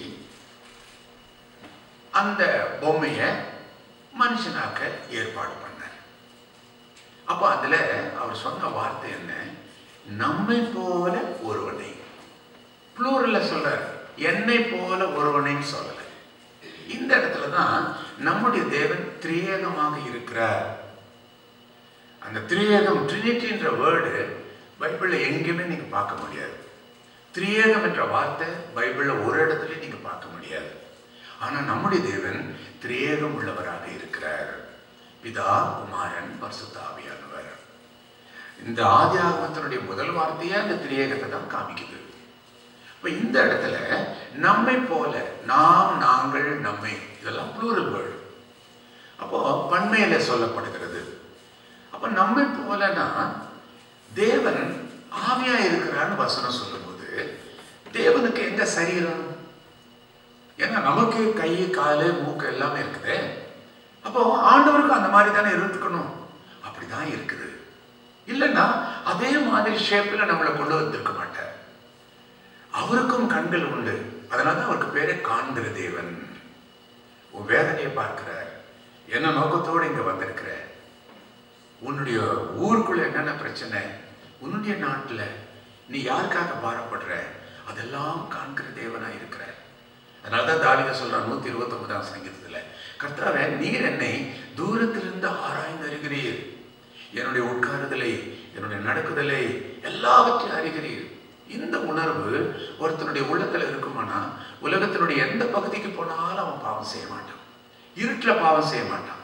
அப்பா அம்மாவுக்கு தெரியாம பாவம் செய்ய மாட்டான். கர்த்தர் என்னை பார்க்கிறார். அவருக்கு கண்கள் உண்டு. அவர் காண்கிற தேவன். அவர் பேசுகிறார். அவருக்கு வாய் உண்டு. அவர் பேசுகிற தேவன். அவருக்கு காது உண்டு. நீ செய்கிற ஜபத்தை எல்லாம் அவர் கேட்கிற தெய்வம். ஜபத்தை கேட்கும் தெய்வம் என்று அவருக்கு பேர் உண்டு. அதே மாதிரி அவருக்கு கை உண்டு. பைபிளை பார்க்கலாம், பழைய ஏற்பாட்டில் அவருடைய வலது கை இதை செய்தது அப்படின்னு வசனத்தை பார்க்கிறோம். வலது கைன்னு ஒண்ணு இருந்தா இடது கை இருக்குது. ஆகவே அவருக்கு கரம் உண்டு. நம்மை போல 2 கரம் உண்டு. நம்மை போல 2 கால்கள் உண்டு. ஐயோ இதோ புயல் அடிக்குது, படகு முழுங்க போகுது, காப்பாற்றும் என்று சொல்லி சீஷர்கள் கத்தும் போது கடற்கரையிலிருந்து கர்த்தர் நடந்து வந்தார். இயேசு தண்ணீர் மேல நடந்து வந்தார். பிரச்சனை எங்க இருக்குதோ அந்த இடத்துக்கே வந்து உன்னை ரெஸ்கியூ பண்றார். வேதனை எந்த இடத்துல அனுபவிக்கிறியோ அந்த இடத்துல வந்து உன்னுடைய வேதனைகளை, துக்கங்களை அதை சந்தோஷமாக மாற்ற அவர் நடந்து வருகிற தேவன். அவருக்கு கால்கள் உண்டு. மோசே ஒரு நாள் கர்த்தரிடத்துல கேட்டான், ஆண்டவரே ரொம்ப நாள் எனக்கு ஒரு ஆசை, உங்களை நான் பார்க்கணும்னு ஆசை. அப்ப ஆண்டவர் சொன்னார், நான் உன்னை நேசிக்கிறபடினால உன் ஆசையை நான் நிறைவேற்றுறேன். ஆனா என்ன பார்த்தா உயிரோடு இருக்க முடியாது. அது ஒரு காரியம் செய்யறேன், நான் உங்ககிட்ட பேசிட்டு நான் ரிட்டர்ன் ஆகி திரும்பி போகும்போது என் முதுகு நீ பார்ப்பேன். அவ்வளவுதான் உனக்கு, அது உனக்கு தெரிஞ்சா போதும். அப்போ முதுகுன்னு ஒண்ணு இருந்தா நெஞ்சின்னு ஒண்ணு இருக்குமே. ஆகவே கடவுள் எப்படி இருப்பாரு அப்படின்னா நம்மை போல அவர் இருப்பார். அவ்வளவுதான், டோட்டலா சொல்லிட்டா அப்படிதான் சொல்ல முடியும். நாம எப்படி இருக்கிறோமோ அதே மாதிரிதான் கடவுள் இருப்பார். கருப்பா, சிகப்பா, மஞ்சளா இதெல்லாம் நம்ம ஆராய முடியாது. ஆகவே நம்மை போலவே கர்த்தர் இருக்கிறார். அவர் உடனே என்ன செஞ்சாரு, இந்த மண்ணை குழைச்சி தான் கை இருக்கிற மாதிரியே கையை உண்டாக்கினார், மூக்கு இருக்கிற மாதிரியே மூக்கு உண்டாக்கினார், கண்ணை உண்டாக்கினார், தலையை உண்டாக்கினார், காலை உண்டாக்கினார். உண்டாக்குனதுக்கு அப்புறமேல அதன் நாசியிலே தன்னுடைய சுவாசத்தை ஊதினார். ஊதின உடனே வசனம் சொல்லுது, அவன் ஜீவனும் ஆத்மாவும் உடையவனாக மாறிவிட்டான். ஜீவ ஆத்மாவாக மாறிவிட்டான். இப்ப அந்த முழு மனிதனுடைய சரீரத்துக்குள்ள ஆவி, ஆத்மா, சரீரம், இந்த மூணு சேர்ந்ததுதான் மனுஷன்.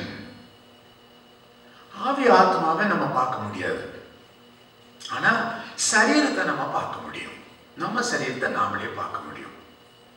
ஆவி எப்பவுமே ஆண்டவரோடு உறவாடுகிறது. அது ஸ்பிரிச்சுவல் காரியங்களை பற்றி உள்ள காரியம். ஆத்மா ஆவியான்னு சொல்றத செயல்படுத்துவதற்கு சிந்திக்கிற தன்மையும் இன்டெலெக்சுவல் மைண்டும் உள்ளது ஆத்மா. இந்த ஆத்மா செய்ய சொல்றத இந்த சரீரம் செய்யணும். சில சமயத்தில் இந்த சரீரம் அந்த சொல்ற மாதிரி கேட்கறது இல்லை. ஆனா இந்த சரீரம் அதுக்காக தான் உண்டாக்கப்பட்டது. ஆவி ஆத்மா எப்படி சொல்லுதோ அதன்படி நடக்கணும். ஆகவே இந்த சரீரத்தை கர்த்தர் நமக்கு கையில் நமக்கு கொடுத்திருக்கிறார். இது நிலையான ஒரு சரீரம் அல்ல. எந்த நேரத்திலையும் உயிர் போயிடுச்சுனாக்கா இந்த சரீரம் மண்ணுக்கு போயிடும். அப்போ வேத புஸ்தகத்தின் அடிப்படையில் ஒருத்தன் செத்தா என்ன ஆகும் அப்படின்னு பைபிள் சொல்லுது. பிரசங்கனுடைய புஸ்தகம் 12ஆம் அதிகாரம் 7வது வசனத்துல ஒருத்தன் மனுஷன் செத்தா சரீரம் மண்ணுக்கும் ஆவி ஆத்மா கர்த்தருடைய கைக்கும் போய் சேர்ந்துருது. இப்ப கர்த்தர் என்ன பண்றாரு? அந்த செத்து போன ஆவிய நீ மனம் திரும்பி ரட்சிக்கப்பட்டா பாரடைஸ்ல கொண்டு போய் வைக்கிறாரு. நீ மனம் திரும்பாம செத்து போனா பாதாளத்துல உன்னை கொண்டு போய் வைக்கிறார். இந்த ரெண்டும் பரலோக நரகம் அல்ல, நியாய தீர்ப்புக்கு பிறகுதான் பரலோக நரகம். அது வரைக்கும் இந்த ரெண்டு இடமும் செத்து போன ஆவிகள் தாபரிக்கிற ஒரு இடம். இதுல இருக்கும்போதே நமக்கு தெரிஞ்சுக்கலாம் நியாய தீர்ப்புல நமக்கு எங்க கிடைக்கும்ன்றது உறுதியா தெரிஞ்சு கொள்ளலாம். அப்போ ஒரு அம்மா கேட்டாங்க, என் புருஷன் செத்து போய் 11 வருஷம் ஆகுது, இப்போ நானும் செத்து போயிட்டேன்னா பரலோகத்துல என் புருஷனை பார்க்க முடியுமா? என்னால் ஐடென்டிஃபை பண்ண முடியுமா? இவன் தான் என் புருஷன் அப்படின்னு கேட்டாங்க. அப்ப நான் சொன்னேன், உன் புருஷன் முதல்ல பரலோகம் தான் போனான்றது என்ன உறுதி? அவர் ரட்சிக்கப்பட்டாரா? அப்போ அந்த அம்மா சொன்னாங்க, ஒழுங்கா சர்ச்சுக்கு போவாருங்க, மிஷினரி பணிக்கெல்லாம் நிறைய பணம் கொடுப்பாருங்க, நாங்களே ஒரு சர்ச்சை கட்டி கொடுத்துருக்கிறோம். நான் கேட்ட கேள்வி என்ன, ரட்சிக்கப்பட்டிருக்கிறானான்னு கேட்டேன். ஆனா இவங்க என்ன சொல்றாங்க, ஒழுங்கா திருவிழத்தை எடுக்கிறாங்க, ஒரு சர்ச்சுக்கு போறாங்க. இவங்க எல்லாமே இந்த மாதிரி ஒழுங்கா போறவங்களுக்கு தான் பேரு பைபிள் சன்மார்க்கன் பேர் வச்சிருக்குது. ஆண்டவர் என்ன சொல்றாரு? யோபனுடைய புஸ்தகம் 9ஆம் அதிகாரம் 22வது வசனத்துல, நான் துன்மார்க்கனோடு சன்மார்க்கனை அழிப்பேன். பிரசங்கனுடைய புஸ்தகம் 3ஆம் அதிகாரம் 17வது வசனம், யோபனுடைய புஸ்தகம் 14வது வசனத்தில், எசேக்கியேல் தீர்க்கதரிசி புஸ்தகம் 4ஆம் அதிகாரம் 21வது வசனத்திலையும் நீங்க பார்த்தா, நான் துன்மார்க்கனையும் சன்மார்க்கனையும் நரகத்திலே பிடிச்சு தள்ளுவேன், அழிப்பேன், நியாய தீர்ப்பில கொண்டு வந்து நிறுத்துவேன், இப்படி எல்லாம் சொல்றாரு. துன்மார்க்கனை அழிக்கிற நியாயம், சன்மார்க்கனை ஏன் அழிக்கிற? யார் சன்மார்க்கன்? நல்ல நல்ல காரியங்களை செய்யறானே அவன் தான் சன்மார்க்கன். தப்பு தண்டா செய்யாதவன். நான் உண்டு, என் மனைவி உண்டு, ஒழுங்கா சர்ச்சுக்கு போறோம், ஒழுங்கா காணிக்க கொடுக்குறோம், தசம்பாகம் கொடுக்குறோம், உபவாசம் எடுக்கிறோம், இதான் சன்மார்க்கன். இது கிரியைகள். கிரியைகளை வச்சு கர்த்தர் நியாயம் தீர்க்கிறதே கிடையாது. நான் உண்மையானவன். நம்மளை விட முஸ்லீம் எத்தனையோ பேர் உண்மையானவங்க இருக்கிறாங்களே, பொய் பேசாதவங்க இருக்கிறாங்க, திருடாதவங்க இருக்கிறாங்க, இந்து மதத்திலையும் அப்படி இருக்கிறாங்க. கிரியைகளை மாத்திரமே கர்த்தர் கணக்கில் எடுத்திருந்தா இந்துக்கள் முஸ்லீம் எல்லாம் பரலோகம் வந்துடலாமே? முடியாது. கிரியைகள் மாத்திரமே கர்த்தர் கணக்கில் எடுக்கல. விசுவாசம் இல்லாத கிரியை செத்தது. அதே மாதிரி கிரியை இல்லாத விசுவாசமும் செத்தது. இது ரெண்டு பேரலா போகணும். சிலருக்கு விசுவாசம் இருக்கும், கிரியை இருக்காது. சிலருக்கு கிரியை உண்டு, விசுவாசம் இல்லை. விசுவாசம் என்பது என்ன? வசனத்தின்படி நடக்கிறது. அவனா விசுவாசி, அவனா பிலீவர் சொல்லலாம். எல்லா காரியத்துக்கும் கர்த்தரையே நம்பி ஜீவிக்கிறானே அவனை தான் விசுவாசி என்று சொல்லலாம். அப்ப தெய்வத்தை பத்தி நல்லா புரிஞ்சுக்கிட்டவன் அவனை நல்ல ஒரு பிலீவர் அப்படின்றத நம்ம சொல்லலாம். அப்போ அந்த பிலிவர்ன்ற பேர் மாத்திரம் போதாது, கிரியைகளிலும் நம்ம அதை காமிக்கணும், சாட்சியிலையும் நம்ம காமிக்கணும், செயலிலும் காமிக்கணும். இந்த ரெண்டும் சேர்ந்தது தான் கிறிஸ்துவ வாழ்க்கை. ஒன்று இருந்து ஒன்று இருக்கக்கூடாது. இல்லாமல் இருந்ததுனாக்கா அது பிரயோஜனம் இல்லை. விசுவாசம் இல்லாத கிரியை செத்தது, கிரியை இல்லாத விசுவாசமும் செத்ததுன்னு சொல்றாரு. இப்போ டாக்டர் புஷ்பராஜ் எப்படிங்க? அவர் நல்ல பிரீச்சருங்க, நல்ல ஜெபிக்கிறவர், ரொம்ப நல்ல ஒழுக்கமானவர். எதை வச்சு சொல்றேன்? நான் இப்படி பிரசங்கம் பண்றதை வச்சியும் என்னுடைய பத்திரிகையை வச்சு தான் சொல்றேன். என்னுடைய அந்தரங்கம் உங்க யாருக்குமே கண்டுபிடிக்க முடியாது. என்னுடைய மனைவிக்கு கூட என்னுடைய உள்ளத்துல நான் என்ன யோசிக்கிறேன்றது என் மனைவி கூட கண்டுபிடிக்க முடியாது. ஆனா ஆண்டவர் அப்படி அல்ல. மனிதன் பார்க்கிற விதத்தில் நான் பார்க்கிறதில்லை. மனிதன் முகத்தை பார்ப்பான், தேவனோ இருதயத்தை பார்க்கிறார். அப்போ மனுஷர்கள் சொல்லுகிற நீதிமான், மனுஷர்கள் சொல்லுகிற சன்மார்கன், கிரியைகளை வைத்து அவன் சன்மார்கன் சொல்றான் இந்த உலக ஜனங்கள். ஆனா ஆண்டவர் அவனுடைய இருதயம் வசனத்தின்படி ஜீவிக்காததுனால துன்மார்க்கனோடு அந்த சன்மார்கன் சொல்லப்படுகிற உலக மக்கள் சொல்லுகிற அந்த சன்மார்கனை நரகத்தில் பிடிச்சு தள்ளார். இதுதான் அந்த வசனத்தினுடைய வியாக்கியானம். ஏன் சன்மார்கனை கர்த்தர் அழிக்கிறார்? அவன் நல்லவன் தானே, வசனத்தின்படி ஜீவிக்காதவன். எல்லா காரியத்துக்கும் வசனத்தின்படி நம்ம வாழ்றோமா? ஒரு கல்யாணம் செய்யறோம், வசனத்தின்படி நம்ம கல்யாணம் பண்றோமா? அப்போ வசனத்தின்படி எப்படி கல்யாணம் பண்றது? விசுவாசி அவிசுவாசியோட இணையக்கூடாது. அந்நிய நோகத்தில் நீங்கள் இணைக்கப்படக்கூடாது. ஒரு கிறிஸ்துவ விசுவாசி ஒரு இந்து மகளையோ இந்து பொண்ணையோ இந்து பாப்பளையோ கல்யாணம் பண்ணக்கூடாது. ஸோ இதுதான் அந்நிய நோகத்தில் இணைக்கப்படுகிறது பேர். இதை கர்த்தர் ஒரு நாளும் அங்கீகரிக்கிறது இல்லை. அப்போ கர்த்தர் சொல்றது சேர்க்கிறது எப்படின்னா, விசுவாசி விசுவாசியோடு இணைக்கப்படுது. இதுதான் வசனத்தின்படி. அதனால்தான் தேவன் இணைத்ததை மனுஷன் பிரிக்காதிருக்க கடவன். கடவுளா பார்த்து ஒருத்தரை இணைக்கிறது இல்லை. சில எல்லாம் சொல்லுவாங்க கல்யாணம் சொர்க்கத்துல நிச்சயிக்கப்படும். உலக மக்கள் தான் சொல்றாங்க, பைபிள் அப்படி சொல்றது கிடையாது. பெத்தவங்க பார்க்குறாங்க, கல்யாணம் பண்ணுறாங்க. சிலர் அவனே பார்த்துக்கிறான், கல்யாணம் நடக்குது. கர்த்தர் அவங்கள ஆசீர்வதிக்கிறார், அவ்வளவுதான். ஆனா கர்த்தர் இணைக்கிறதை மனுஷன் பிரிக்க கூடாதுன்னா வசனத்தின்படி இணைக்கிறவன் தான் கர்த்தர் இணைக்கிறார் அப்படின்னு அர்த்தம். ஏன்னா வசனத்தையும் கடவுளையும் நம்ம பிரிக்கவே முடியாது. வார்த்தை தேவனானது, தேவன் வசனமானார், அப்படிதான் வசனம் சொல்லுது. அப்போ வசனத்தின்படி யார் ஜீவிக்கிறாங்களோ அவங்கள தான், அவங்களுடைய வாழ்க்கை தான் கர்த்தருடைய ஆசீர்வதிக்கப்பட்ட வாழ்க்கை. அவங்க திருமணம் வசனத்தின்படி தன்னுடைய திருமண வாழ்க்கையை நடத்துறாங்களோ அவங்க தான் கர்த்தர் சேர்க்கிறது. இவங்களை எந்த கோர்ட்டும் பிரிக்கக்கூடாது, எந்த ஜட்ஜும் பிரிக்கக்கூடாது. ஏன்னா பைபிள் வந்து யூனிவர்சல் லா, எல்லா கலாச்சாரத்துக்கும் பொருந்துகிறது. ஆகவே இந்த வசனத்தின்படி ஜீவிக்கிறவங்க தான் சரியானவங்க. அப்போ செத்து போனவங்க கர்த்தருடைய கருத்துக்கு அந்த ஆவி ஆத்மா போயிடுது. கர்த்தர் அவங்கள 2 இடத்துக்கு போறார். இந்த அம்மாவுடைய கேள்வி கேட்டது என்ன? மனம் திரும்பினாங்களா புருஷன் சொன்னதுக்கு இவங்க இவ்வளோ கதையும் சொல்றாங்க. ஒழுங்கா போறாரு, ஒழுங்கா காணிக்க கொடுக்குறாரு. அதல்ல மனம் திரும்புதல், பாவத்தை ஒத்துக்கொண்டு அறிக்கை செய்து விட்டு விடுகிறது. அதுதான் மனம் திரும்புதலுடைய அர்த்தம். 1 யோவான் 1:8 நமக்கு பாவம் இல்லை என்போமானால் நம்மை நாமே வஞ்சிக்கிறவர்களா இருக்கிறோம், நமக்குள் சத்தியம் இல்லை. சத்தியம் இல்லைன்னா என்ன அர்த்தம்? இயேசு இல்லை. நானே வழி, நானே சத்தியம், நானே ஜீவன். அப்ப சத்தியம் இல்லைன்னா இயேசு இல்லை. யாருக்கு இல்லை? எனக்கு பாவமே இல்லைன்றானே அவனுக்கு இயேசு இல்லை. ஒருவேளை நம்ம சரீரத்துல பாவம் செய்யல, ஆனா கற்பனையில நிறைய பாவம் செஞ்சிருக்கிறோம், நம்முடைய கண்களில பாவம் செஞ்சிருக்கோம், ஆபாசத்தை பார்க்கணும்னு நம்ம ஆசைப்படுறோம். ஸோ சிந்தனைகளே கரைப்பட்டு போகிறோம். சரீரத்துல கரைப்படல, சிந்தனைகளிலே கரைப்படுகிறோம். இதெல்லாம் கழுவப்பட வேண்டும். இயேசுவின் ரத்தம் சகல பாவத்தையும் கழுவும். அப்ப அந்த கழுவணும் அப்படின்னாக்கா நீ அதை கன்ஃபஸ் பண்ணணும், அறிக்கை செய்யணும்.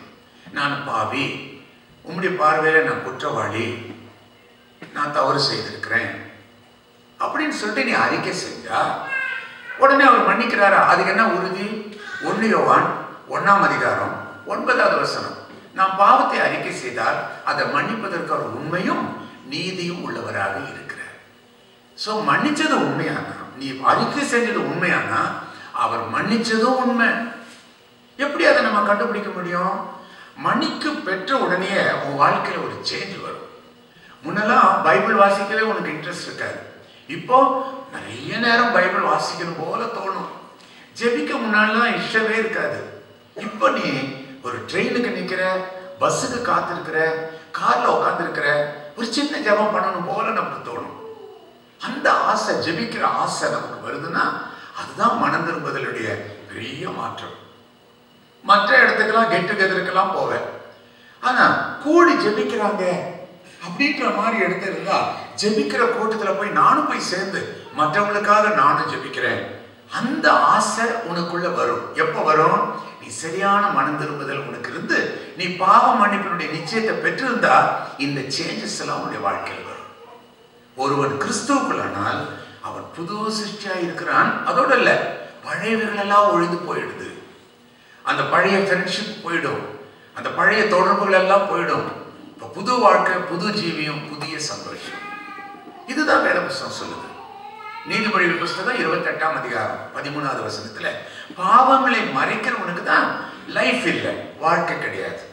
ஆனா அறிக்கையிட்டு விட்டு விடுகிறவன், அறிக்கையிட்டவனுக்கு அல்ல, நான் பாவி இந்த பாவத்தை செஞ்சிருக்கிறேன்னு ஓப்பனா நீ கன்ஃபஸ் பண்ணணும். அதை பண்ணி அந்த பாவத்தை நிறுத்தி இருக்கணும். அப்படின்னா அவனுக்கு தேவனுடைய இரக்கம் அவனுக்கு வருது. பாவத்தை மறைக்கிறவனுக்கு வாழ்க்கை இல்லை, அறிக்கை செய்து விட்டு விடுகிறவனோ தேவனுடைய இரக்கத்தை பெற்றுக் கொள்ளுகிறான். தேவ இரக்கம் வந்துச்சுன்னா வியாதி நல்லாயிடும். தேவ இரக்கம் வந்துச்சுன்னா உன்னுடைய பிரச்சனைகள் மாறி போகும்.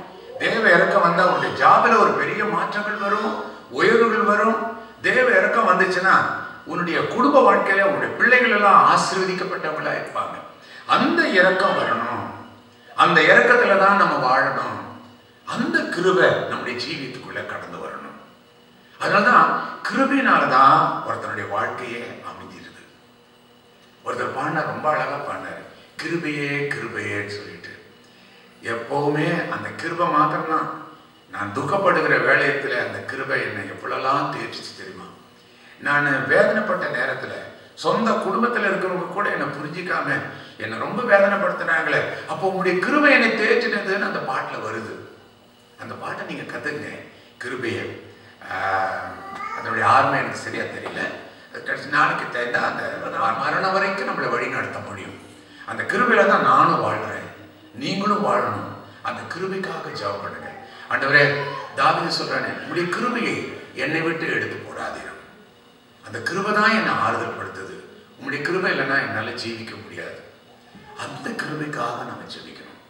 ஸோ இந்த மாதிரி உள்ள வாழ்க்கை ஆவிக்குரிய ஜீவியம், அதை தான் கர்த்தர் விரும்புகிறார்.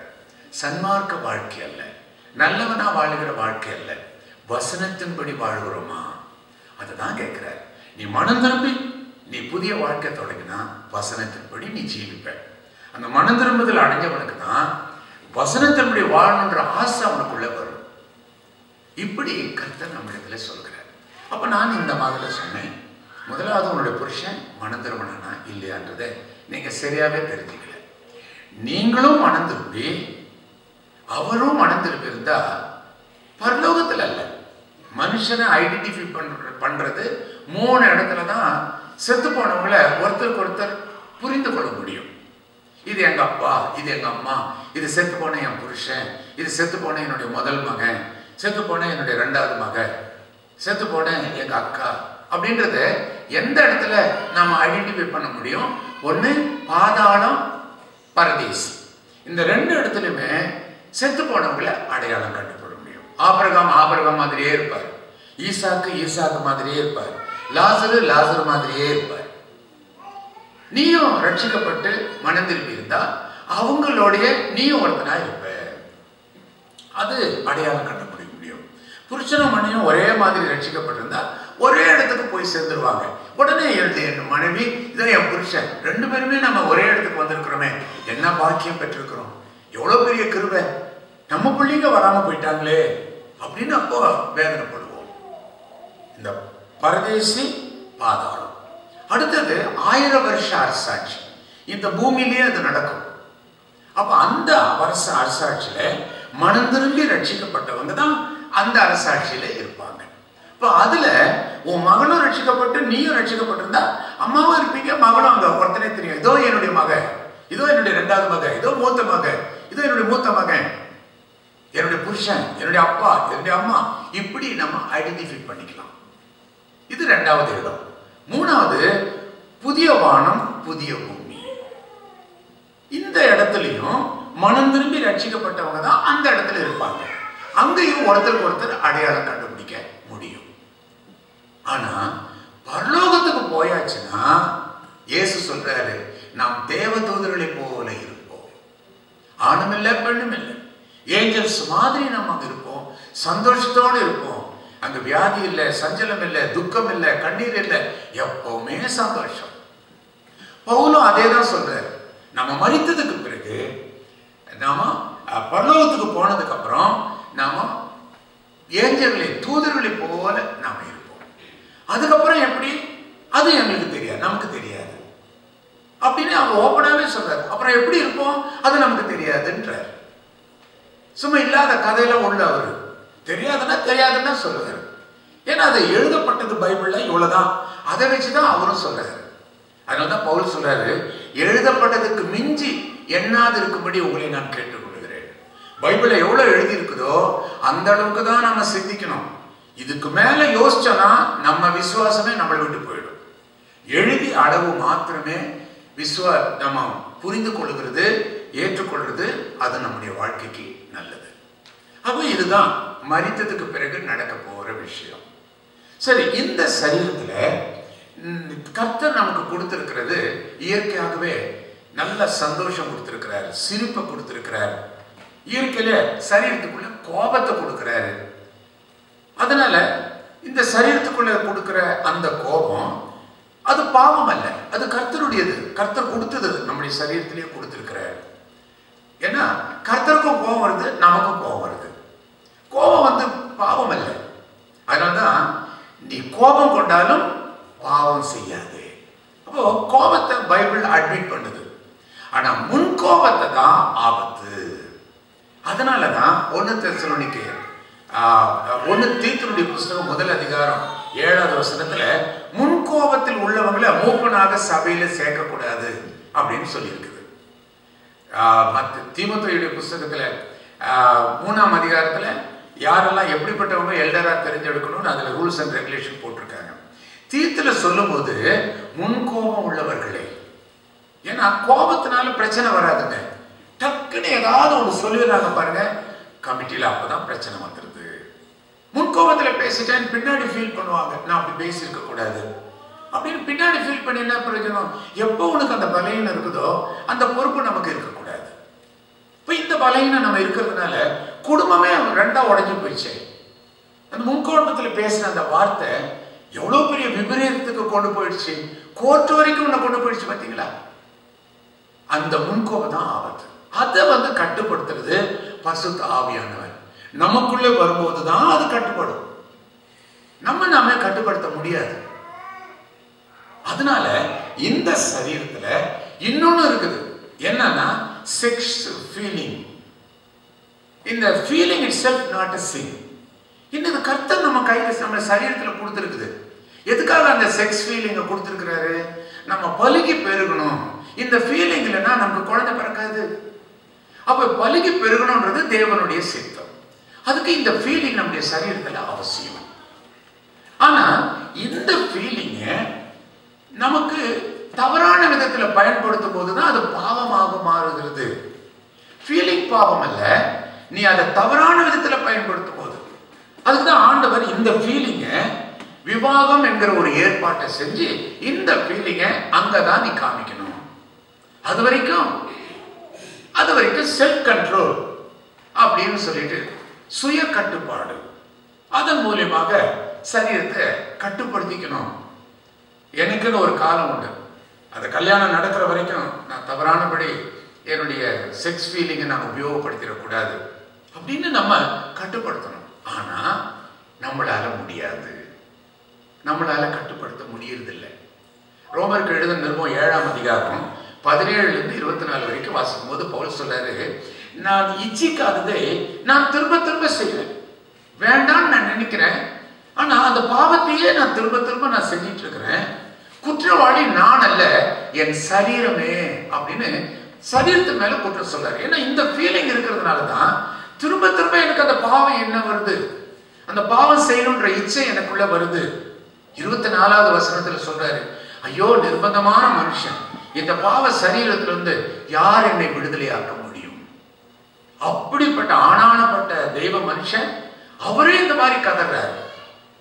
அப்போ அவருக்கு வெற்றி கிடைச்சதா? கிடைச்சது. அது ரோமருக்கு எழுதின 8ஆம் அதிகாரம் 1 வசனம் 6வது வசனம் வாசிச்சு பாருங்க. ஆவியின் சிந்தை நித்திய ஜீவன், மாம்ச சிந்தை மரணம்.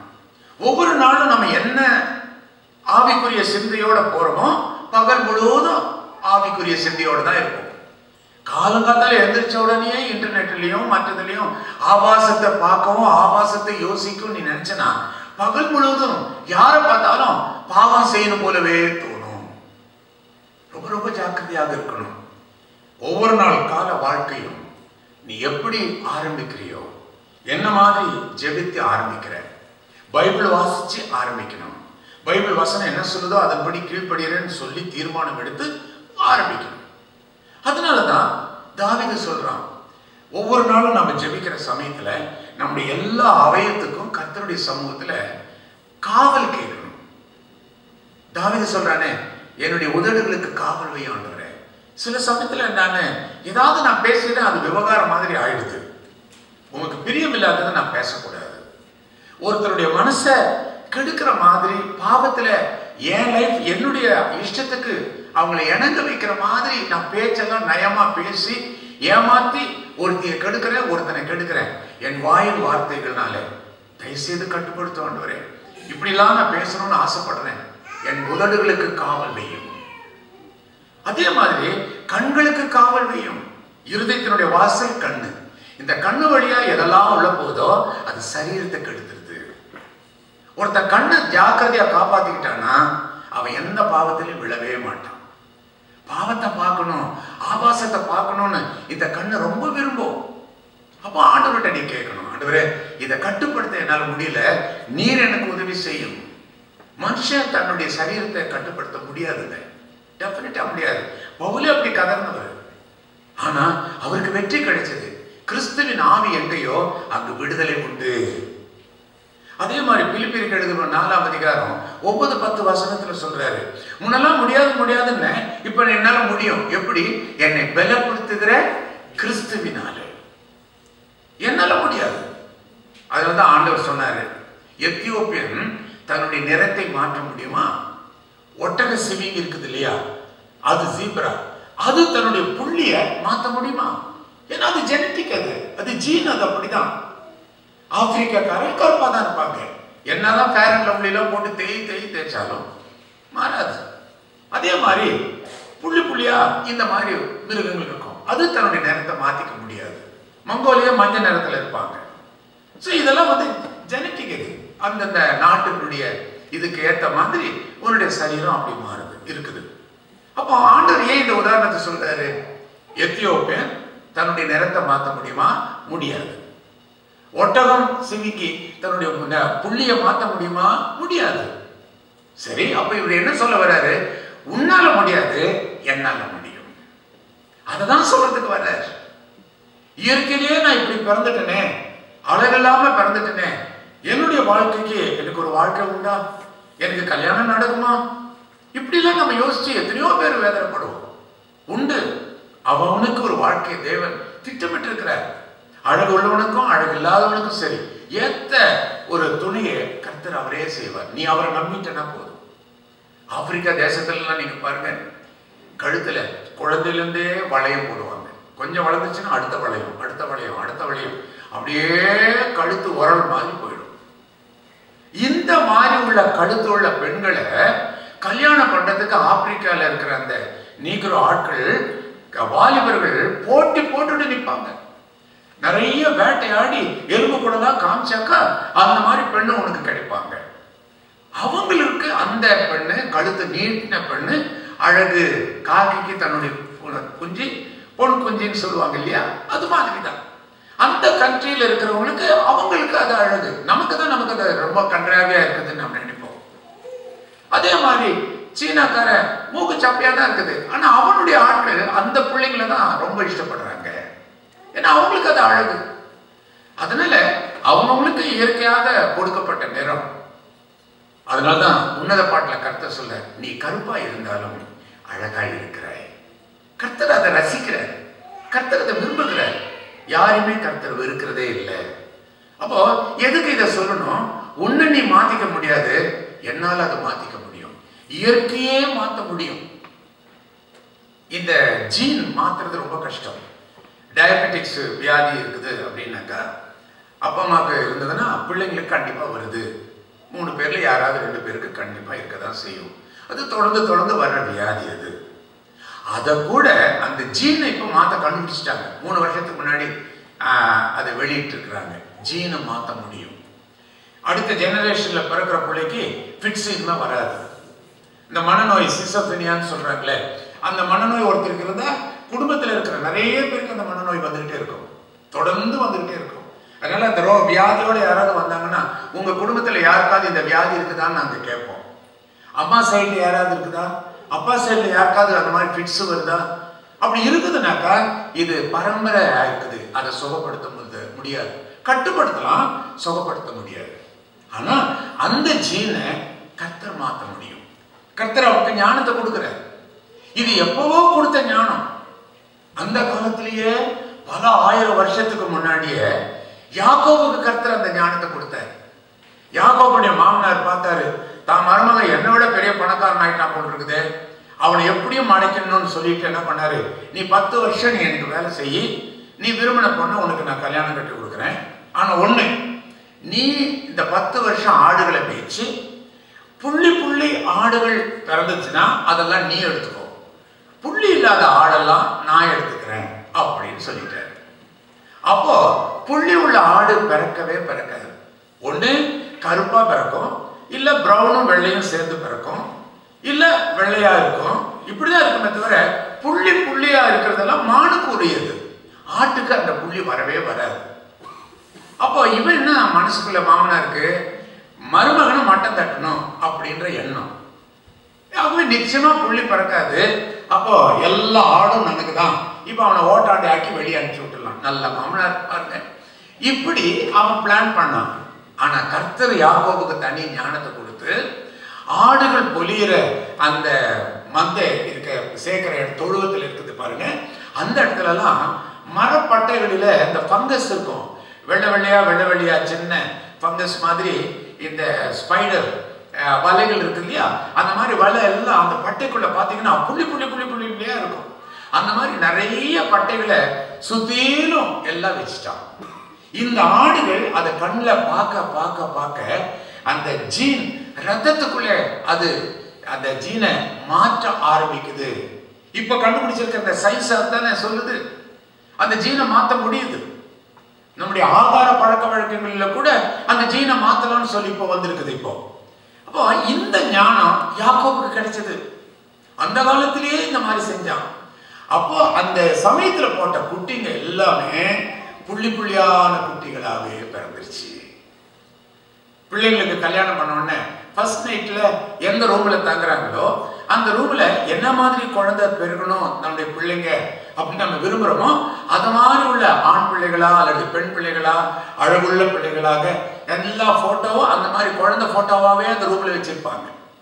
அப்ப கண்கள் அதை பார்க்க ரத்த ஓட்டத்துல அந்த மாற்றங்கள் வரும் என்பது ஒரு எதிர்பார்ப்பு. அந்த காலத்துல அந்த மாதிரி எதிர்பார்ப்பு. அப்படிப்பட்ட ஒரு மாற்றத்தை கர்த்தர் செய்கிறார். இயற்கைகளையே மாற்றுகிற சக்தி கர்த்தருக்கு உண்டு. ஆகவே உன்னை நீ மாற்ற முடியாது, உன்னுடைய செக்ஸ் ஃபீலிங்க உன்னால கட்டுப்படுத்த முடியாது. ஆனா கர்த்தர் உனக்குள்ள வந்துட்டாருன்னா உன் வாழ்க்கை தலைகீழா மாறிடும். இதுதாங்க மனுஷன். அந்த மனுஷன்ல 2 மனுஷங்களை பத்தி பைபிள் சொல்லுது. ஒண்ணு வெளியில காணப்படுகிற இந்த சரீரம், இன்னொன்னு உள்ள ஆவி ஆத்மா. அத இன்னொரு மனுஷன் சொல்றாரு. அதனாலதான் கொரிந்தியருக்கு எழுதின 4ஆம் அதிகாரம் 16வது வசனத்துல வெளியில நாங்க அனுபவிக்கிற எல்லா பாடுகளும் உள்ளான மனுஷனை நாளுக்கு நாள் பலப்படுத்தக்கூடியதாக இருக்கிறது. இன்னர் மேன் அப்படின்னு சொல்லிட்டு குறிப்பிடுகிறார். அப்போ உள்ளான மனுஷன், வெளியில காணப்படுகிற மனுஷன்.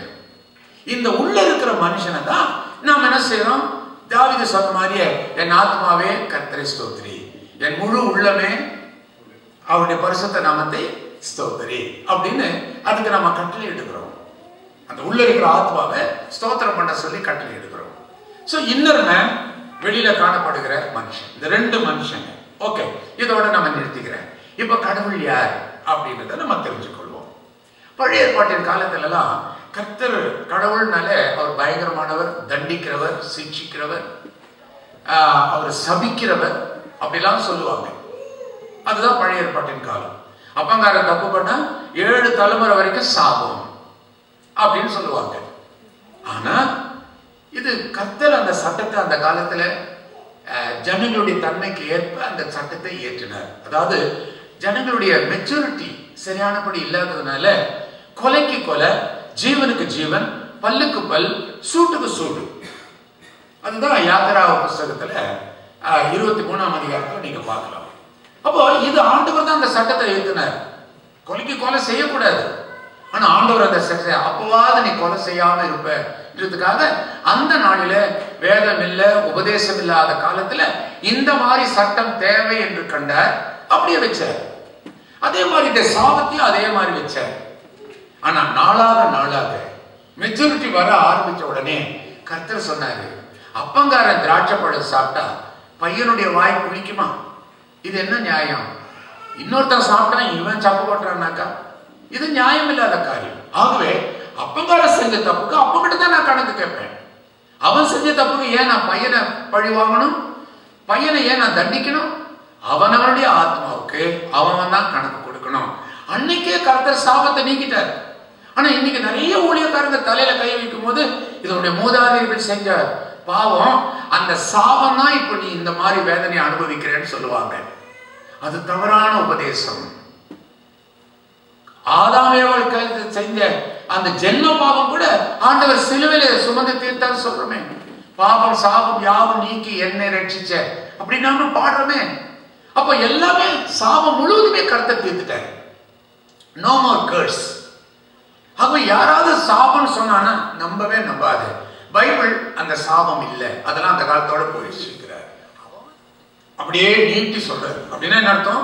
அன்னைக்கும் இன்னைக்கும் என்னைக்குமே அவர் அன்பு மாறதே இல்லை. இது ஜனங்களுக்கு அந்த காலத்துல புரியல. இந்த ரெண்டு சுபாவத்துக்கும் அவர் உரியவர். நாகும் தீர்க்கதரிசி புஸ்தகம் 1ஆம் அதிகாரம் 2வது வசனத்துல கர்த்தர் நல்லவர், அடுத்தது அவர் எரிச்சல் உள்ள தேவன். ரெண்டு சுபாவத்தையும் அங்க பாக்குது. ரெண்டு சுபாவத்துக்கும் உரிமை உள்ளவர் தேவன். ஏன் கேட்கறதுக்கு நாம யாரு? ரெண்டு சுபாவம் அவருக்கு உண்டு. அவர் தண்டிக்கிறவர், அதே சமயத்துல அவர் அன்புள்ளவர். இந்த அன்பை புரிஞ்சு கொள்றதுக்கு தான் ஆண்டவர் ஒரு ஏற்பாட்டை செஞ்சார். அந்த காலத்துல மனுஷனுடைய பாவத்தை எல்லாம் கழுவுறதுக்கு மாடு வெட்டணும், ஆடு வெட்டணும், கோழி வெட்டணும், புறாவை வெட்டணும், அது ரத்தத்தை சிந்தணும். அப்ப பாவத்தை மன்னிச்சிடலாம். ஆனா கர்த்தரே தான் சொன்னாரு, இப்படிப்பட்ட பலிகளிலே நான் பிரியமாக இருப்பதில்லை. தேவன் ஒரு புது திட்டத்தை மாத்தினார். லேவியராகமம் 17ஆம் அதிகாரம் 11வது வசனம், மாமிசத்தின் உயிர் ரத்தத்தில் இருக்கிறது, அது ஆத்மாக்களுக்காக நிறைவேற்ற ஏற்பாடு செய்தேன்னு சொல்றார். அப்போ இந்த மாம்சத்தினுடைய உயிரானது ரத்தத்தில் இருக்கிறத இப்பதான் கண்டுபிடிச்சாங்க. அந்த காலத்திலேயே அந்த ரத்தத்துல தான் அந்த உயிர் இருக்குது. அந்த ஒவ்வொரு செல்லுலையுமே ஆக்சிஜன் இருக்கும். அந்த முழு சரீரத்துக்குள்ளே அந்த ஆக்சிஜன் அப்படியே சுத்திட்டு வர்றதுனால தான் நம்ம ஜீவிக்கிறோம். ஆக்சிடென்ட்ல ரத்தம் சேதாரம் ஆயிடுச்சுன்னா திருப்பி ரத்தத்தை கொடுக்குறோம். அந்த செல்ஸ் உள்ள போன உடனே ஆக்சிஜன் நமக்குள்ள வந்துடுது, நமக்கு உயிர் வந்துடுது. ஸோ இந்த உயிருக்கு உயிர் கொடுக்கணும்னா ரத்தத்தை கொடுக்கணும். ஒரு உயிரை காப்பாற்றுறதுக்கு ரத்தம் கொடுக்கணும், உயிருக்கு உயிர் கொடுக்கணும். அதனாலதான் எபிரேயர் 9ஆம் அதிகாரம் 22வது வசனத்துல ரத்தம் சிந்துதல் இல்லாமல் பாவ மன்னிப்பு கிடையாது.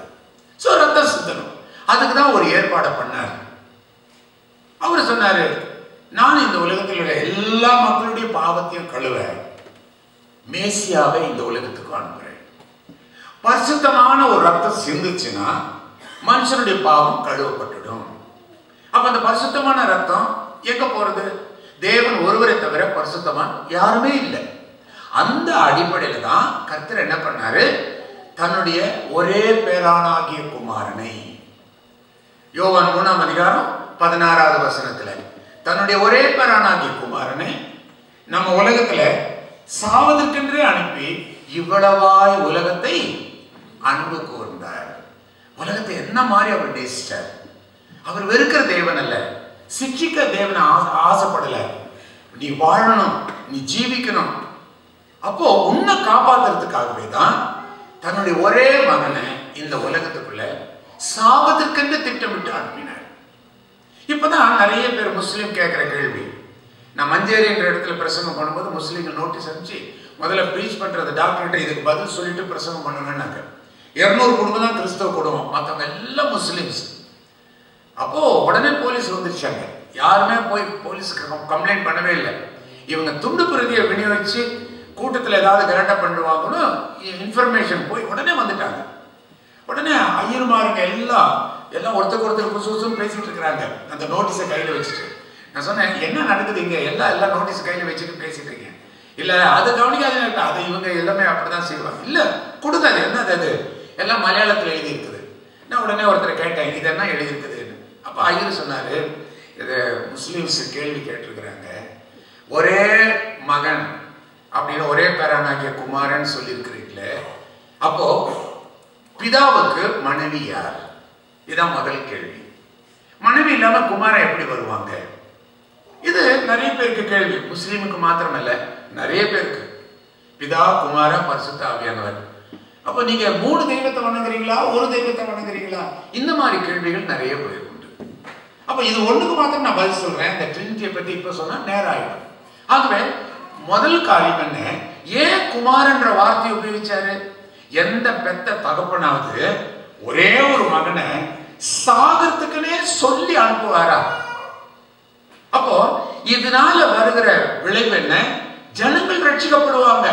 இந்த ஒரு காரியத்துக்காக தன்னுடைய ஒரே மகன் கூட பார்க்காம அவனை சாவதற்கென்றே பிளான் பண்ணி உலகத்துக்கு அனுப்பினார்னா, இந்த உலகத்தை எவ்வளவா நேசிக்கிறார்ன்றது அந்த கம்பேரிஷனுக்காக தான் மகன் என்ற வார்த்தையை உபயோகிக்கிறாரு. நான் எந்த வீட்லயாவது தங்குறேன் அப்படின்னாக்கா, அவங்க பேர் இருந்தாலும் அவங்க பிள்ளைங்களுக்கு பேர் இருந்தா கூட, மகன் எனக்கு ஒரு டம்ளர் தண்ணி கொண்டாமா, மகள் அந்த பேப்பர் கொஞ்சம் எடுத்துட்டு வா. ஏன் நான் சொல்றேன், நான் பெத்த மகள் அல்ல, நான் பெத்த மகன் அல்ல. என் மகளுக்கு சமமா என் மகனுக்கு சமமா நான் பேர் சொல்லாம மகன் மகள் என்று சொல்லி கூப்பிடுகிறேன். அதே மாதிரி அந்த உதாரணத்துக்காக தான் இந்த வார்த்தையை கர்த்தர் உபயோகிச்சார். ஒரே பேரானாகிய குமாரனை, ஒரு தகப்பனுக்கு ஒரே மகன், ஆனா சாவதற்கென்றே பிளான் பண்ணி அனுப்பினார்னா எந்த அளவுக்கு அவருடைய இருதயம் இந்த மக்கள் மேல அன்பு வைத்தார் என்பதற்கு அந்த உதாரணத்தை காமிக்கிறதுக்குனே இந்த ஏற்பாட்டை செஞ்சார். ரைட். அப்படியாக இயேசு கிறிஸ்து இந்த உலகத்துக்குள்ளே வந்தார். அடுத்தது, இந்த உலகத்துக்குள்ள வந்ததனுடைய நோக்கமே நமக்குள் வாசம் பண்ணுவதற்காக அவர் வருகிறார். அப்ப பிறக்கும் போதே சொன்னாங்க மரியாள் கிட்ட, உனக்கு ஒரு குமாரன் பிறப்பாரு, அவருக்கு இயேசு என்று பெயரிடணும், ஜனங்களை பாவத்திலிருந்து ரட்சிப்பார். இதுக்கு முன்னாடியே ஏசாயா தீர்க்கதரிசி புஸ்தகத்துல அவருடைய பேர் இம்மானுவேல் என்று சொல்லப்படும். அப்ப இவருக்கு இன்னொரு பேர் இருக்குது, இம்மானுவேல். இம்மானுவேல்னாக்கா தேவன் எப்போதும் நம்மோடு கூட. சோ ஆண்டவர் பிளான் பண்ணது என்ன, இயேசு நம்மோடு கூட இருக்கணும்ன்றதுக்காகத்தான் இம்மானுவேலாக பிறந்தார். அப்ப எங்கேயோ இருக்கிற தேவனை, பரமன்ல இருக்கிற தேவனைன்றதை விட எனக்குள் வாசம் பண்ணுகிற தேவன் என்றதை சொல்றதுக்காக. அப்ப தேவன் இப்படியாக ஒரு பிளான் பண்ணி இயேசு கிறிஸ்து தன்னுடைய பேரு கூட இம்மானுவேல்னு மாத்தி வச்சப்போ பிதாவுக்கும் ஒரு எண்ணம் வந்துருச்சு. அப்ப தன்னுடைய குமாரன்ற ஸ்தானத்துல வச்சிருக்கிற இயேசு இவங்களுக்காக இவ்வளவு கஷ்டப்பட போறாரு, இவ்வளவு அவமானப்பட போறாரு, இவ்வளவு ரத்தத்தை சிந்த போறாரு, சாக போறாருன்னு போது பிதாவும் என்ன பண்றாரு, கிறிஸ்துவோட கூட சேர்ந்து எந்த மனுஷனுக்காக கிறிஸ்து ரத்தத்தை சிந்தினாரோ அந்த மனுஷனுடைய உள்ளத்துல வந்து தங்குவதற்கு அவரும் பிளான் போட்டார். அதனாலதான் அந்த யோவான் எழுதின சுவிசேஷம் 14ஆம் அதிகாரம் அதை வாசிக்க கேட்டமே, அந்த வாசிக்க கேட்ட அந்த வசனத்துல 23, 24 வசனம் சொல்லுது, ஒருவன் என்னில் அன்பா இருந்தால் என் வசனத்தை கைக்கொள்வான். வசனத்தை இப்படி திருப்பி போட்டு பாருங்க. என் வசனத்தை கைக்கொள்றவன் மாத்திரம்தான் நான் இயேசுவை நேசிக்கிறேன்னு சொல்ல முடியும். கிறிஸ்தவன் கிறிஸ்தவன் சொல்ல அதிகாரம் இருக்குது. நீ வசனத்தின்படி ஜீவிக்கலன்னா நீ கிறிஸ்தவன் கிறிஸ்தவன் சொல்ல உனக்கு எந்த விதத்திலும் உனக்கு அதிகாரம் கிடையாது. அப்ப நீ வசனத்தின்படி கர்த்தருடைய பிள்ளையா நீ ஜீவிச்சேனாக்கா பிதா உன் பேரில் அன்பாயிருப்பார். அடுத்த வார்த்தை தான் சொல்லுது. யெகோவா சாட்சிகள்ன்ற அந்த சபைக்கார மேல பிதா அன்பா இருக்கவே மாட்டார். எவன் ஒருத்தன் கிறிஸ்துவனுடைய உபதேசத்தின்படி ஜீவிக்கிறானோ அவன் மேலதான் பிதாவும் அன்பாயிருப்பார். அடுத்த வார்த்தை ரொம்ப முக்கியம். நாங்கள் அவனிடத்தில் வந்து அவனோடு வாசம் பண்ணுவார். எங்கெங்கெல்லாம் நாம் நாங்கள் இருக்குதோ அதெல்லாம் புளூரல் முதலையே நான் சொன்னேன் இல்லையா? முதல்ல நம்மை போல ஒரு மனுஷன் உண்டாக்குவோன்னு சொன்னார். அது ட்ரினிட்டியை குறிக்குது. இங்க நாங்கள் என்று சொல்லுகிறது பிதா, குமாரன், பரிசுத்த ஆவியானவர். கிறிஸ்துவின் வசனத்துக்கு ஒருத்தன் கீழ்ப்படிஞ்சு மனம் திரும்பிட்டானாக்கா திரியேக தெய்வம் நமக்குள் வந்து வாசம் பண்ணுகிறார். Where is God? கைகளினால் கட்டப்பட்ட ஆலயத்தில் தேவன் இல்லை, நீங்களே ஆலயமாய் இருக்கிறீர்கள். இதை வச்சுதான் அவர் சொல்றாரு, நீங்க தான் ஒவ்வொருத்தர் நடமாடுகின்ற ஆலயம். ஆலயத்துக்குள்ளதான் கர்த்தர் வசிக்கிறார். இதை பேஸ் பண்ணி தான் அவர் சொல்றாரு, உலகத்தில் உள்ளவனை காட்டிலும் உங்களில் உள்ளவர் பெரியவர். அப்ப நாம ஆராதிக்கிற தேவன் எங்க இருக்கிறாரு? வெளியே இருக்கிறாரா? பரமண்டலத்தில் இருக்கிறாரா? நமக்குள் இருக்கிறார். Where is God? He is in our heart. அவர் நமக்குள்ளே இருக்கிறார். அதுதான் பெரிய கிருபை பெற்றவங்க. கிறிஸ்து மாத்திரமே உள்ள வரதான் பிளான். ஆனா கிறிஸ்துவனுடைய படப்போகிற பாட்டை பார்த்து கஷ்டத்தை பார்த்து பிதாவும் மகா பரிசுத்தர் இந்த உலகத்துல வர முடியாது. ஏன்னா இது பாவம் நிறைஞ்ச உலகம். ஆனா இந்த உலகத்தை ஜனங்க பரலோகம் வரணும்னா இயேசு ரத்தம் கழுவி அவங்க மேல வரலாம். இப்போ கர்த்தர் அட்வான்ஸாவே என்ன பண்ணிட்டாரு? மகா பரிசுத்தர் கிறிஸ்துவின் புண்ணியத்தினால நமக்குள் வாசம் பண்ணுகிறார். எவ்வளவு பெரிய கிருபை பெற்றவங்க. பிதா, குமாரன், பரிசுத்த ஆவியானவர் நமக்குள்ளே. இவங்க எப்ப வந்தாங்க? நீ மனம் திரும்பும் போது. சரி, அப்ப பரிசுத்த ஆவியை பெற்றுக்கொள்றது அப்படின்னாக்கா அது எப்படி பெற்றுக்கொள்றது? நீ மனம் திரும்பும் போது. கை தட்டினா பரிசுத்த ஆவி வராது. ஸ்தோத்திரம் ஸ்தோத்திரம் வேகமா சொன்னா பரிசுத்த ஆவி வராது. அந்த காலத்துல ரட்சிக்கப்பட்ட சமயத்துல என் கூட 2-3 பேர் சேர்ந்து ஒவ்வொரு வியாழக்கிழமையும் ஸ்கூல் கிரவுண்ட்ல ஜெபம் பண்ணுவோம். அதுல ஒரு 2 பேர் அந்நிய பாஷையில பேசுவாங்க. அப்ப நல்ல அவனுடைய சாட்சி நல்லா இருக்குது, ஜீவியம் நல்லா இருக்குது. அப்ப நான் கேட்டேன், நீங்க கொஞ்சம் வித்தியாசமா இருக்கிறீங்களே, இது என்ன நீங்க வித்தியாசமா பாஷை எப்படி பேசுறீங்க? அப்பதான் அவங்க சொன்னாங்க, டாக்டர் இது ரொம்ப முக்கியம், இது பேசணும், பரிசுத்த ஆவி வந்ததுன்னா பாஷை பேசணும் அப்படின்னு. அப்பதான் நான் சொன்னேன், அப்படின்னா எனக்கும் அது வேணுமே, நான் என்ன பண்ணலாம்? எங்க சர்ச்சுக்கு வந்தாதான் அது கிடைக்கும், ஏன் இங்க வந்தா வராதா அப்படின்னு. இல்லை, எங்க சர்ச்சு. உங்க சர்ச்சு எது? நாங்கெல்லாம் டிபிஎம். அந்த காலத்துல சிலோன் பெந்தகோஸ்தே, நாங்கெல்லாம் சிலோன் பெந்தகோஸ்தே சபையை சேர்ந்தவங்க. உடனே சேலத்துல சிலோன் பெந்தகோஸ்தே சபைக்கு ஞாயிற்றுக்கிழமை கால ஆராதனைக்கு நான் போனேன். ஆராதனை முடிச்ச உடனே பாஸ்டர் என்கிட்ட ஓடி வந்தார். முன்னாடியே பாஸ்டர் எனக்கு தெரியும், அடிக்கடி எங்க தெருவில் அவங்க சபைக்கார 2-3 பேர் இருக்கிறாங்க. அப்பெல்லாம் எங்க வீட்டுக்கும் பாஸ்டரும் அந்த சிஸ்டர்ஸ் எல்லாமே வந்துடுவாங்க. இங்க ஒரு கிறிஸ்துவ வீடு இருக்குதான் தேடி தேடி வருவாங்க. இது டாக்டர் வீடுன்னு கிடைச்ச உடனே அவங்க என்ன உண்மையில நேசிக்கிறதுக்காக வந்தாங்கன்னு சொல்ல முடியாது. டாக்டர் வீடு இல்லையா, பெரிய தசம்பாவம் கிடைக்கும் அப்படி எண்ணத்துலதான் அவங்களுடைய நோக்கமே. அதனால இவரை பிடிச்சி நம்ம சபையில மெம்பர் ஆக்கிட்டா நல்ல தசம்பாவம், கொளுத்த தசம்பாவம் கிடைச்சிடும். இப்படி வந்துட்டு வந்துட்டு போயிருப்பாங்க. அவங்களுடைய எந்த எண்ணத்தை நாங்க ஒரு வீட்டில் இருக்க மாட்டோம். அம்மா தான் அவங்களுக்கு ஏதாவது காப்பி கொடுத்து ஊழியக்கான வெறுமையை அனுப்ப மாட்டாங்க, அப்படி அனுப்பி விடுவாங்க. அதனால ஒரு நாள் நான் நேரில் அவங்கள வீட்லயே நான் பார்த்தேன். அந்த மாதிரி பழக்கம் ஆச்சு. என்ன சர்ச்சில் பார்த்தோன்னா அவருக்கு ரொம்ப சந்தோஷம். டாக்டர் வந்துட்டீங்களே, இனிமே இந்த சர்ச்சுக்கே வாங்க, அந்த செத்து போன சபையில வேண்டாம், அங்க எல்லாம் செத்து போனது, அங்க ஆவி இல்லை, வல்லமை இல்லை அப்படின்னு சொன்னாங்க. அப்ப நான் சொன்னேன், நான் வந்ததே உங்களை தனியா பார்த்து பேசணும். என்ன டாக்டர்? எனக்கும் பரிசுத்த ஆவியினுடைய வல்லமை, அந்த நிறைவு வேணும், அதை பெற்றுக்கொள்ளணும். நானும் அந்நிய பாஷையில பேசணும், அந்த பரிசுத்த ஆவியுடைய நிறைவு வேணும்.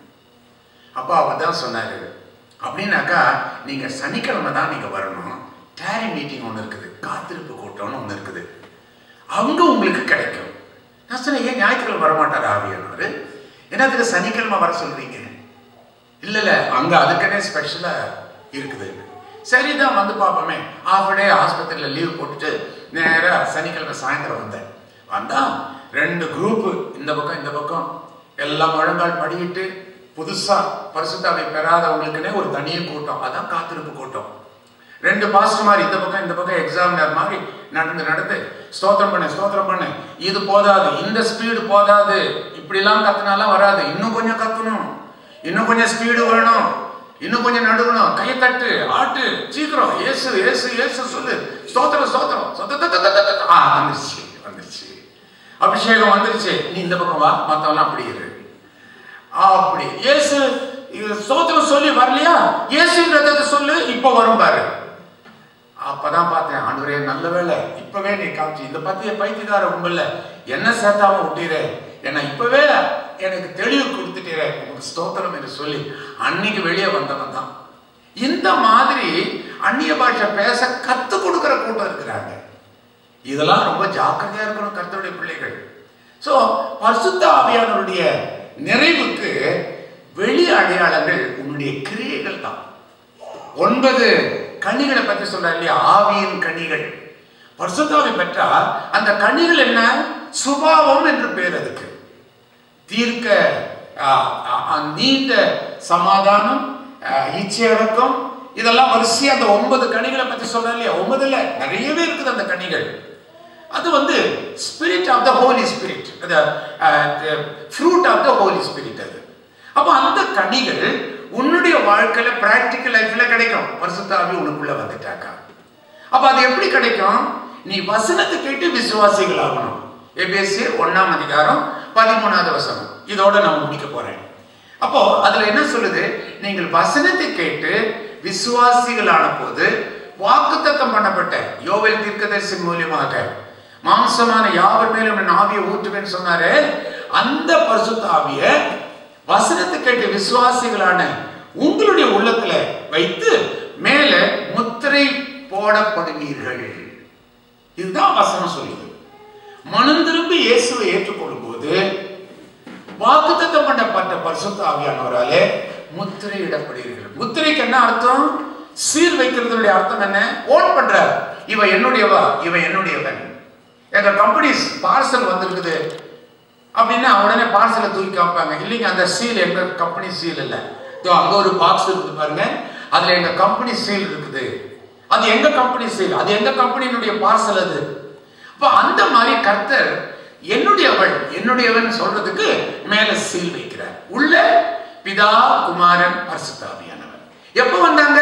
நீ மனம் திரும்பி சுவிசேஷத்தை ஏற்றுக்கொண்டு பாவ மன்னிப்பு நிச்சயத்தை பெற்றுக்கொள்றிய அப்போ உள்ள வர்றாங்க. இதுதாங்க வேத புஸ்தகம் படிக்கிற டீச்சிங்.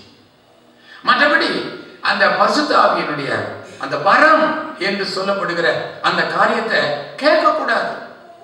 ஆவியானவருடைய வாரம் கேட்கக்கூடாது. எந்த சீஷர்களாவது அப்படி கூப்பிட்டு ஜெபம் பண்ணியிருக்காங்களா? ஆவியானவர் வாரம், எனக்குள்ளே வாரம், இப்போ வாரம் அப்படின்னு கேட்டிருக்காங்களா? இந்த இடம் அசைய வாரம், இடம் அசைஞ்ச உன் நிலைமை என்ன ஆகும்? இப்படிலாம் பாட்டை ஏற்றி விட்டுறாங்க.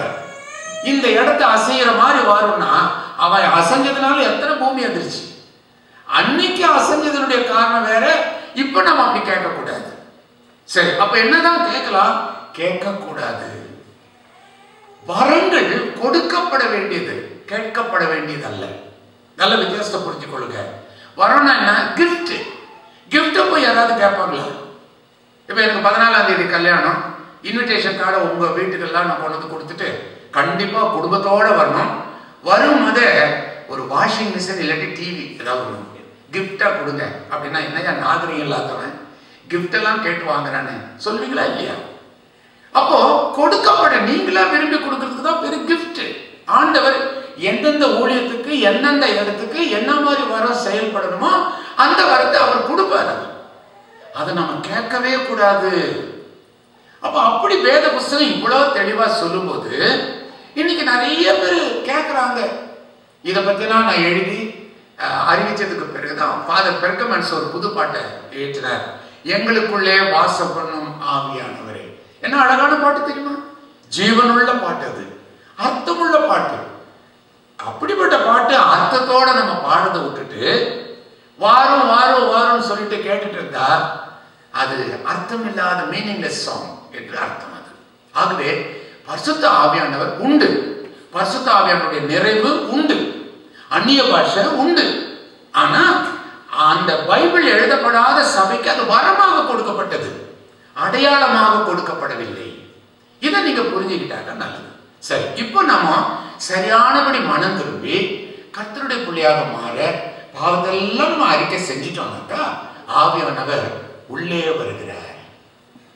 அதனால எபேசியர் 4ஆம் அதிகாரம் 30வது வசனம் சொல்லுது, உங்களுக்குள் இருக்கும் ஆவியானவரை துக்கப்படுத்தாதிருங்கள். ஆவியானவர் எங்க இருக்கிறாரு? உள்ளே இருக்கிறார். எப்போ வந்தாரு? வசனத்தை நீங்க கேட்டு மனம் திரும்பும் போது. யோவான் 14ஆம் அதிகாரம் 16வது வசனத்துல, உங்களை நான் திக்கற்றவர்களாக விடேன். சீஷருக்கு தெரிஞ்சு போச்சு, இயேசு மரித்து உயிர் தெழுந்து பரமேறி போயிட போறார். அப்புறம் நமக்கு குரு, நம்மளை வழிநடத்த யாரு? இந்த எண்ணம் சீஷர்களுக்குள்ள வந்த உடனேதான் ஆண்டவர் சொன்னார், உங்களை அனாத மாதிரி நான் விட மாட்டேன், நான் போவேன், வேறொரு தேற்றரவாளனை என்றென்று உங்களோடு கூட இருக்கும்படி நான் போய் அனுப்புவேன். என்றென்று உங்களோட இருக்கும்படி. பழைய ஏற்பாட்டின் காலத்துல ஆவியானவர் வந்துட்டு வந்துட்டு போவார். கிதியோன் மேல இறங்குவாரு, கிரியை செஞ்சுட்டு போயிடுவார். சிம்சோன் மேல இறங்குவாரு, பிதாவின் சித்தத்தை நிறைவேற்றிட்டு போயிடுவார். ஆனா இப்போ கிறிஸ்துவனுடைய புண்ணியத்தினால நிரந்தரமாக நமக்குள் தங்க ஆண்டவர் வாக்களித்து இருக்கிறார். நான் போனதுக்கு அப்புறம் தான் அது நடக்கும். நான் பரலோகத்துக்கு பரமேறி போனதுக்கு அப்புறம் நான் அந்த வாக்குத்தத்தமான பரிசுத்த ஆவியானவரை உங்களுக்குள்ள என்றென்றும் நிலைச்சிருக்கும்படியாக. அப்போ அந்த ஆவியானவர் நமக்குள்ள இருப்பார், நம்ம விட்டு போக மாட்டார். ஆனா ஒன்னே ஒண்ணு, நீ திரும்ப அவரை வச்சுக்கிட்டே நீ பாவம் செஞ்சன்னா சொல்லி சொல்லி பார்ப்பாரு, கேட்கல அப்படின்னா ஆவியானவர் மனிதனோடு எப்போதும் போராட மாட்டார். போராடி போராடி பார்ப்பாரு, நீ மனம் திரும்பல, ஒரேடியா உன்னை விட்டு போயிடுவார். அதுதான் நடக்கும். அதனாலதான் எபேசியர் 4:30 சொல்றாரு, உங்களுக்குள் இருக்கும் ஆவியானவரை துக்கப்படுத்தாதீங்க. அவரை வச்சுக்கிட்டே நீங்க அப்படி பேசுறீங்களே, உங்க வீட்டுக்குள்ள பேசுற அந்த வார்த்தைகள் எல்லாம், அந்த கான்வர்சேஷனை உள்ள இருக்கிற கர்த்தர் கவனிக்கிறார். இந்த உணர்வு இருந்தீங்கன்னா உங்க வாயின் வார்த்தையில ரொம்ப ஜாக்கிரதையா இருப்பீங்க, பேசுற வார்த்தைகளில ஜாக்கிரதையா இருப்பீங்க. போற இடத்துல என்னை காண்கிற தேவன் எனக்குள்ளே இருக்கிற எண்ணத்தோடு இன்றைக்கு ராத்திரி ஆண்டவருடைய சமூகத்துல கேட்போம், ஆண்டவரே முதலாவது சரியான மனம் திரும்புதலே நீர் எனக்கு தந்தா பிதா குமாரன் பரிசுத்த ஆவியார் திரியேக தேவன் எனக்குள்ள வந்துருவாரே. நான் அவரை சுமந்து கொண்டு திரிகிற ஒரு ஊழியக்காரனாய், ஒரு மனுஷனாய், ஒரு விசுவாசியாய், கடவுளை சுமந்து கொண்டு திரிகிற மனுஷனாக ஜீவிக்க எனக்கு தாரும். நடமாடுகின்ற ஆலயங்களாக எங்கள் ஒவ்வொருத்தரையும் மாற்றும். கர்த்தர் எங்கேன்னு கேட்கிறாங்க, எனக்குள் இருக்கிறார், எனக்குள் ஜீவிக்கிறார். முன்னெல்லாம் பரமல்ல தேவன் சொன்னோம், ஆனா இப்போ எனக்குள் ஜீவிக்கிற கர்த்தாவே உமக்கு ஸ்தோத்திரம். ஆனா அதை சொல்றதுக்கு முன்னாடி உண்மையில உனக்குள்ள இருக்கிறாரா? நீ சரியா மனம் திரும்பி இருந்தா தைரியமா சொல்லலாம், என்னோடு எனக்குள் என்னிடத்திலேயே இருக்கிறார். கண்களை மூடி நாம் ஜெபிக்கலாம். யாருக்காவது என்னுடைய பத்திரிகையோ எனக்கு இந்த காரியங்களை பிரசங்கத்தை பற்றி உள்ள கேள்வி ஏதாவது கேட்கணும்னா எனக்கு கடிதம் மூலமா எழுதலாம். டாக்டர் புஷ்பராஜ், சேலம் 5, டாக்டர் புஷ்பராஜ் சேலம் 5 இந்தியான்னு போட்டிருங்க. ஏன்னா சேலத்துல ஒரு சேலம், இந்தியா அமெரிக்காவில் ஒரு சேலம் ஒன்று இருக்குது, அது வழியா சுத்திட்டு வந்துடும். அதனால டாக்டர் புஷ்பராஜ் சேலம் 5 இந்தியா. கர்த்தர் உங்களை ஆசீர்வதிப்பாராக. கண்களை மூடி நாம் ஜெபிப்போம். எங்களை நேசிக்கிற கர்த்தாவே, கிறிஸ்தவர்கள் என்று பெயர் வைத்த நாங்கள் கிறிஸ்துவை எங்களுக்குள் வைத்துக் கொள்ளாம தூரத்திலிருந்தே படத்தை பார்த்து ஆராதிக்கிற தெய்வமா இருக்கிறோம், சிலுவையை பார்த்து ஆராதிக்கிற மக்களா இருக்கிறோம். அப்படி இல்லாதபடி எங்களுக்குள் வாசம் பண்ணுகிற தேவனாய் எப்போதும் எங்களோடு இருக்கணும். மரண பயம் அப்ப இருக்காது, வியாதி இருந்தாலும் அதை குறித்து கவலை இருக்காது. எங்க பிள்ளைகளுடைய ஃபியூச்சர் என்ன ஆகுமோன்னு பயப்படவே மாட்டோம். ஏன்னா எங்களுக்குள் நீர் இருக்கிறீர், எங்களுக்குள் வாசம் பண்ணுகிறீர். நீர் இருக்கும்போது நான் என்னத்துக்கு பயப்படணும்? எங்க பிள்ளைகளுடைய ஃபியூச்சரை பத்தி நான் ஏன் கவலைப்படணும்? அப்படிப்பட்ட ஒரு தைரியமும் எண்ணமும் ஒரு கான்பிடன்ஸும் எங்களுக்கு வந்துருமே. இது வரைக்கும் நீர் வெளியே நின்னது போதும் ஆண்டவரே, தயவுசெய்து எங்களுடைய உள்ளத்திலே வாரும். இதோ இருதயத்தின் வாசலை நான் தட்டி கொண்டிருக்கிறேன். ஒருவன் என் சத்தத்தை கேட்டு கதவை திறந்தால் நான் உள்ளே பிரவேசித்து அவனோடு கூட போஜனம் பண்ணுவேன்.